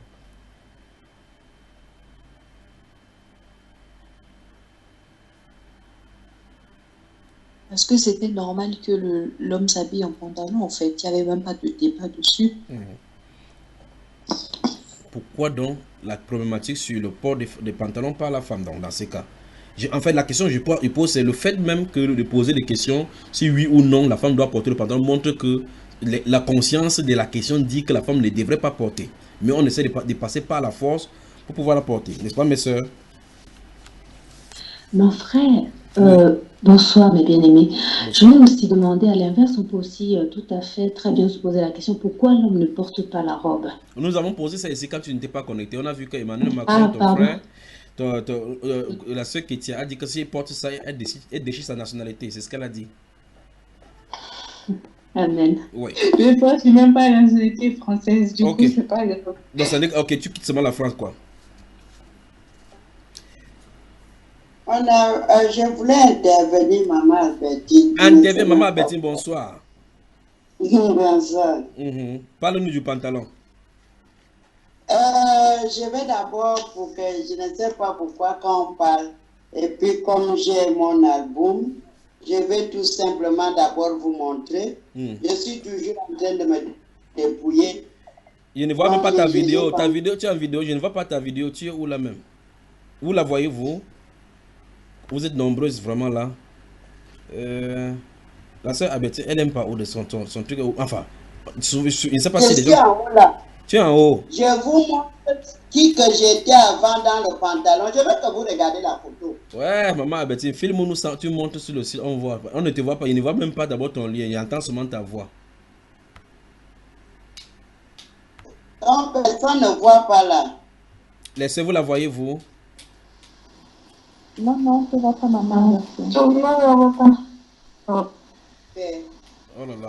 Non, maman Albertine, on ne te voit pas. Moi, je te vois, maman Albertine. Vous ne me voyez pas là? Si vous la voyez, c'est que vous avez l'ordinateur féministe alors. Comment elle est cachée? Vous la voyez? Elle peut faire un écran partagé. Elle est en haut. Je suis en haut. Chez moi, elle est en haut en fait. Voilà la photo comment j'étais avant. Regardez-moi. Un ensemble masculin.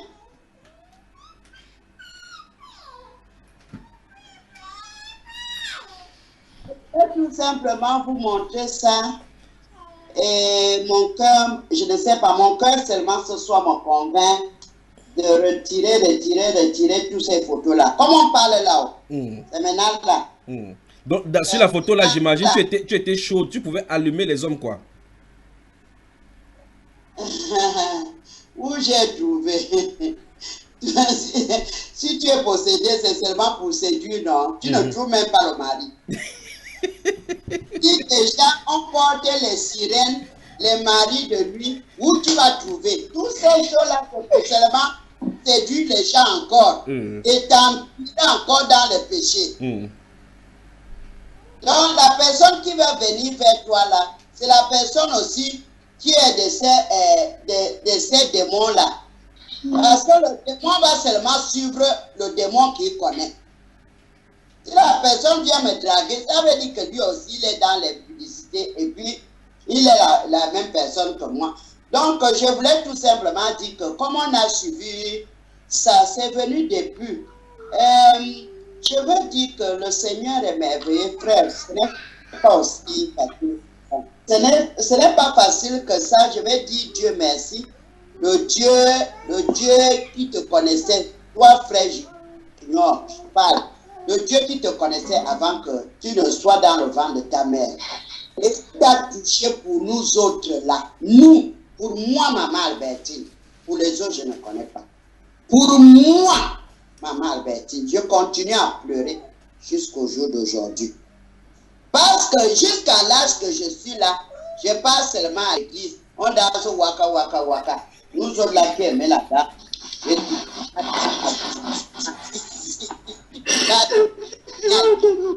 Trouvé à l'église. C'est parce que tu ris là.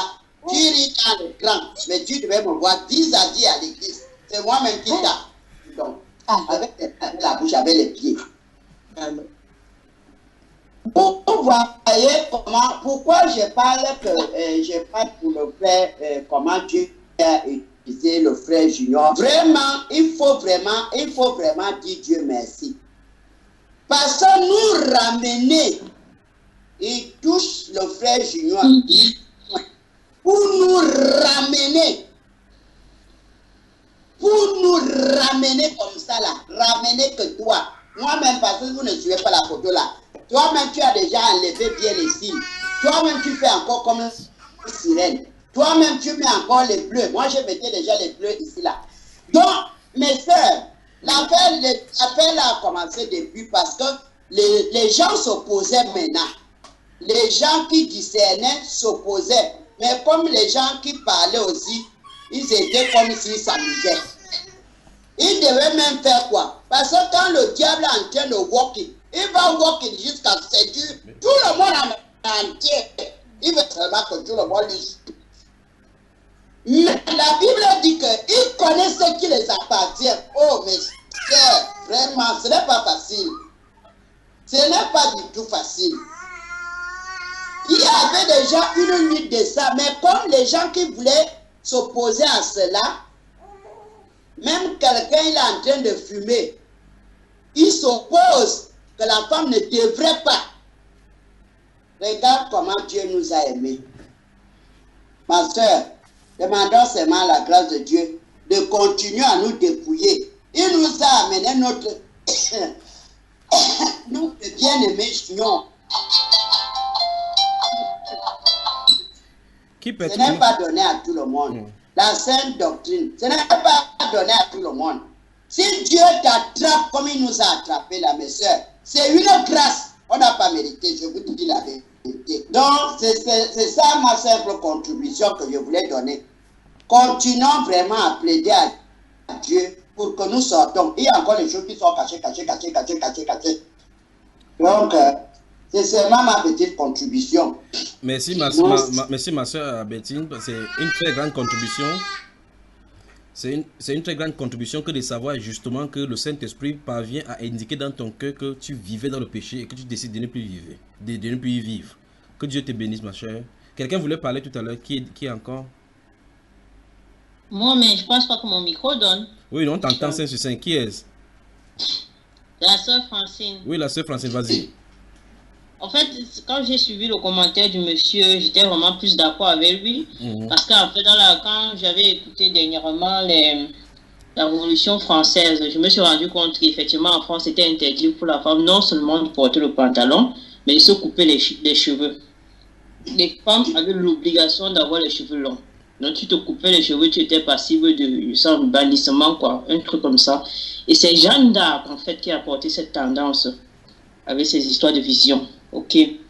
Moi, personnellement, je sais, pour le pantalon, moi, j'ai eu la grâce, la dénomination, moi, j'étais, bon, c'est pas si c'est une domination, c'était une obligation. Donc, porter le pantalon, bon, laisser s'habiller féminement, c'était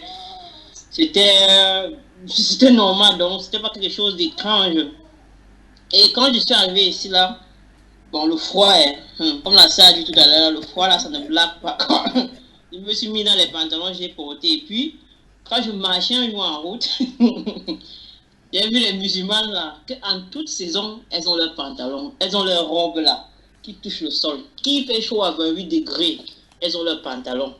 Mais je les regarde comme ça, le Seigneur dit que, et toi, si toi tu es le sel de la terre, et eux qui ne connaissent pas la vérité, le jour du jugement, ils vont te juger, comme le frère Gaël dit souvent, que le jour du jugement, les musulmans vont nous tendre le doigt et nous juger. Je suis allé aussi chez les sœurs, j'ai regardé leur garde-robe, elles n'avaient que des robes. J'ai dit, mais le jour du jugement, on va nous juger. Et à chaque fois que je me dis, ok, cette fois-ci là, c'est terminé avec les pantalons, je déchire et jette. Je dis, je vais acheter les robes. C'est là où on m'offre les pantalons jusqu'à... Il n'y a plus moyen, quoi. Donc la gentillesse des pantalons, j'en ai peut-être 15 ou 20 dans ma garde-robe.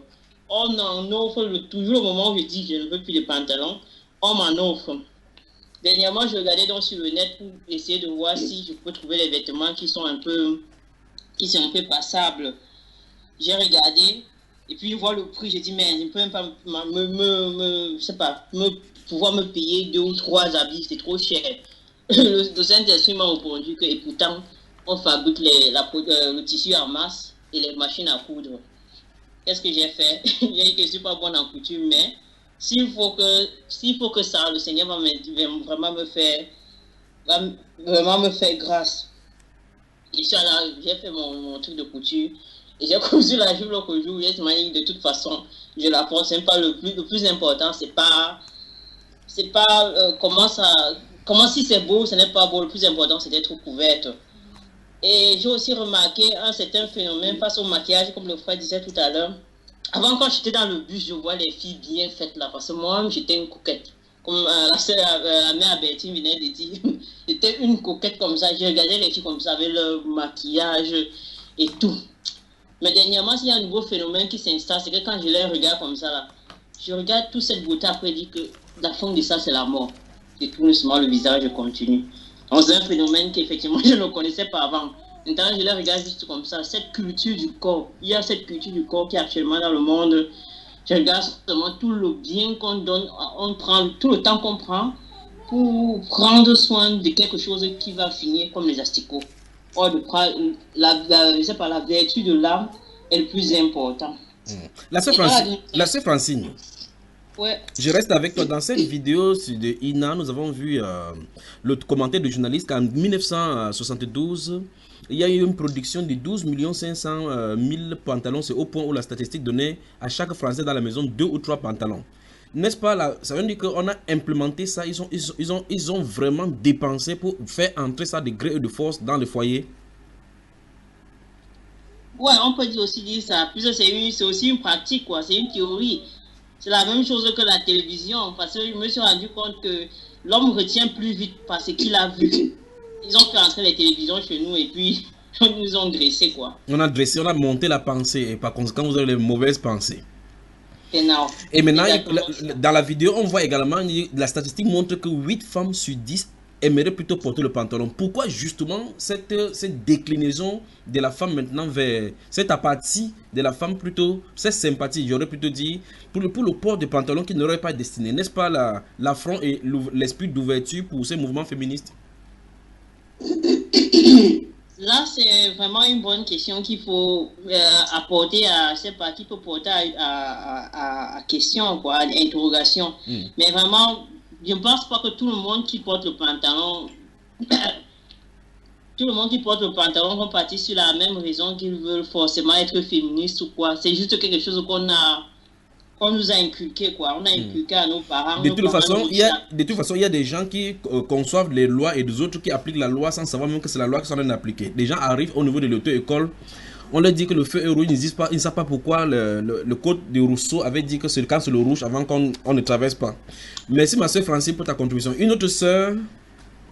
Je voulais juste poser une question générale par rapport à ce que la soeur a dit, le fait que en hiver il fait froid, du coup c'est pour ça que certaines femmes portent le pantalon.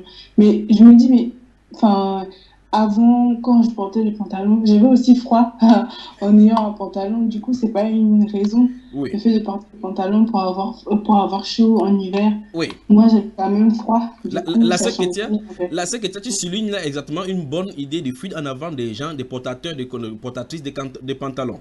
Puisque d'après ce que les documentaires et l'histoire nous montrent, on a dit que c'est George Sand qui a commencé avec cela. Et puis par la suite avec les gens d'Aéro là-bas. Ça suppose que, est-ce que l'hiver a commencé avec ces gens-là? Si l'hiver n'a pas commencé avec ces personnes, ça suppose que l'hiver existait bien avant qu'elles ne portent de pantalon.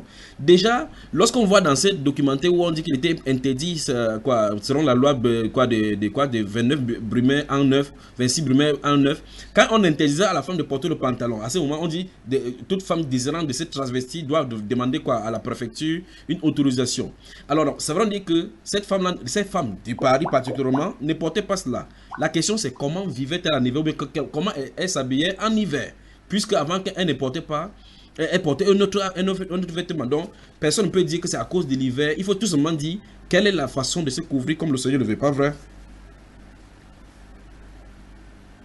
Amen. Alors, si vous le trouvez bien, nous allons prendre une pause et on revient dans quelques instants, le temps que vous respirez un peu. Nous avons brisé la première corne du mouvement féministe, la première corne du mouvement féministe qui consiste dans le pantalon. Et le résumé de ce que nous avons fait là, il y a 3 volets, ou mieux encore 3 citations rocambolesques et 3 citations assez directes pour ce symbole que nous avons brisé. Souvenez-vous, le bouc de la puissance de destruction des femmes, de la féminité des femmes au profit du féminisme, a deux cornes, le pantalon et la mini-jupe. Et donc nous avons vu dans cette partie que le pantalon est le symbole du féminisme et l'affront contre l'autorité de Dieu. C'est-à-dire en clair, le pantalon est le symbole même de la lutte égalitaire. C'est-à-dire que quelqu'un qui porte le pantalon dit je suis d'accord que je suis l'égal de l'homme. D'où l'adage à la maison c'est elle qui porte le pantalon. Et en troisième lieu, nous avons vu justement que le symbole c'est quoi? Le pantalon c'est le symbole de la rébellion. Donc toute femme qui justement porte le pantalon c'est une femme rebelle. Même si elle dit que non, à la maison je porte, malgré qu'elle porte le pantalon je suis soumise, l'esprit des féminismes est sur elle. Il faut qu'elle en soit délivrée. Donc le pantalon est un péché, le port du pantalon est un péché, le port du pantalon est démoniaque parce que c'est un mouvement de la rébellion. Tout comme les hommes à la Genèse avaient décidé de contester l'autorité de Dieu, puisque Dieu avait dit dans Genèse chapitre 1 et 2 que l'homme pas se multiplie et remplisse la terre pour l'assujettir et dominer. Et les hommes ont commencé à se réunir avec un petit esprit, une petite parole qui ne semble pas grand chose, mais qui est un affront à l'autorité de Dieu. Ils vont dire allons-nous, rassemblons dans un lieu, construisons de peur que nous soyons dispensés sur la terre. Cet affront à l'autorité de l'homme, c'est tout simplement une simple idée qui fait que les gens refusent de se disperser comme Dieu a dit pour se regrouper en un lieu. Et Dieu va descendre pour confronter cette autorité. C'est ainsi donc que Dieu va envoyer l'esprit d'Élie confronter cette autorité sur le plan humain en affrontant la mère génétique de cela en la personne de Jézabel. L'esprit d'Élie est sur la terre. Que le Seigneur vous bénisse. Dans la deuxième partie, non, vous prenez une respiration, vous respirez un peu le temps qu'on revient, n'est-ce pas mes soeurs? Que Dieu vous bénisse.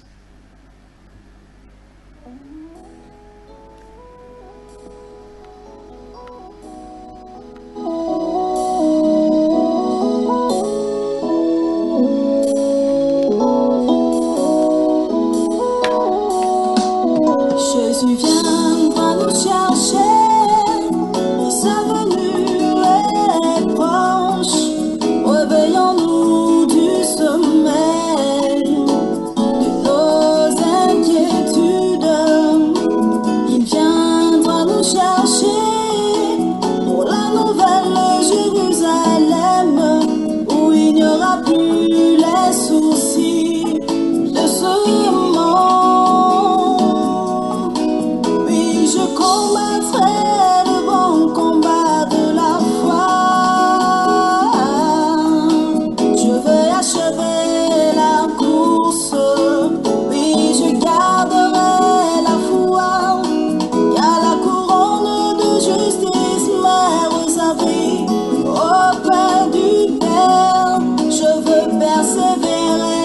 Jésus, pour le voir un jour, il viendra. Jésus viendra nous chercher, sa venue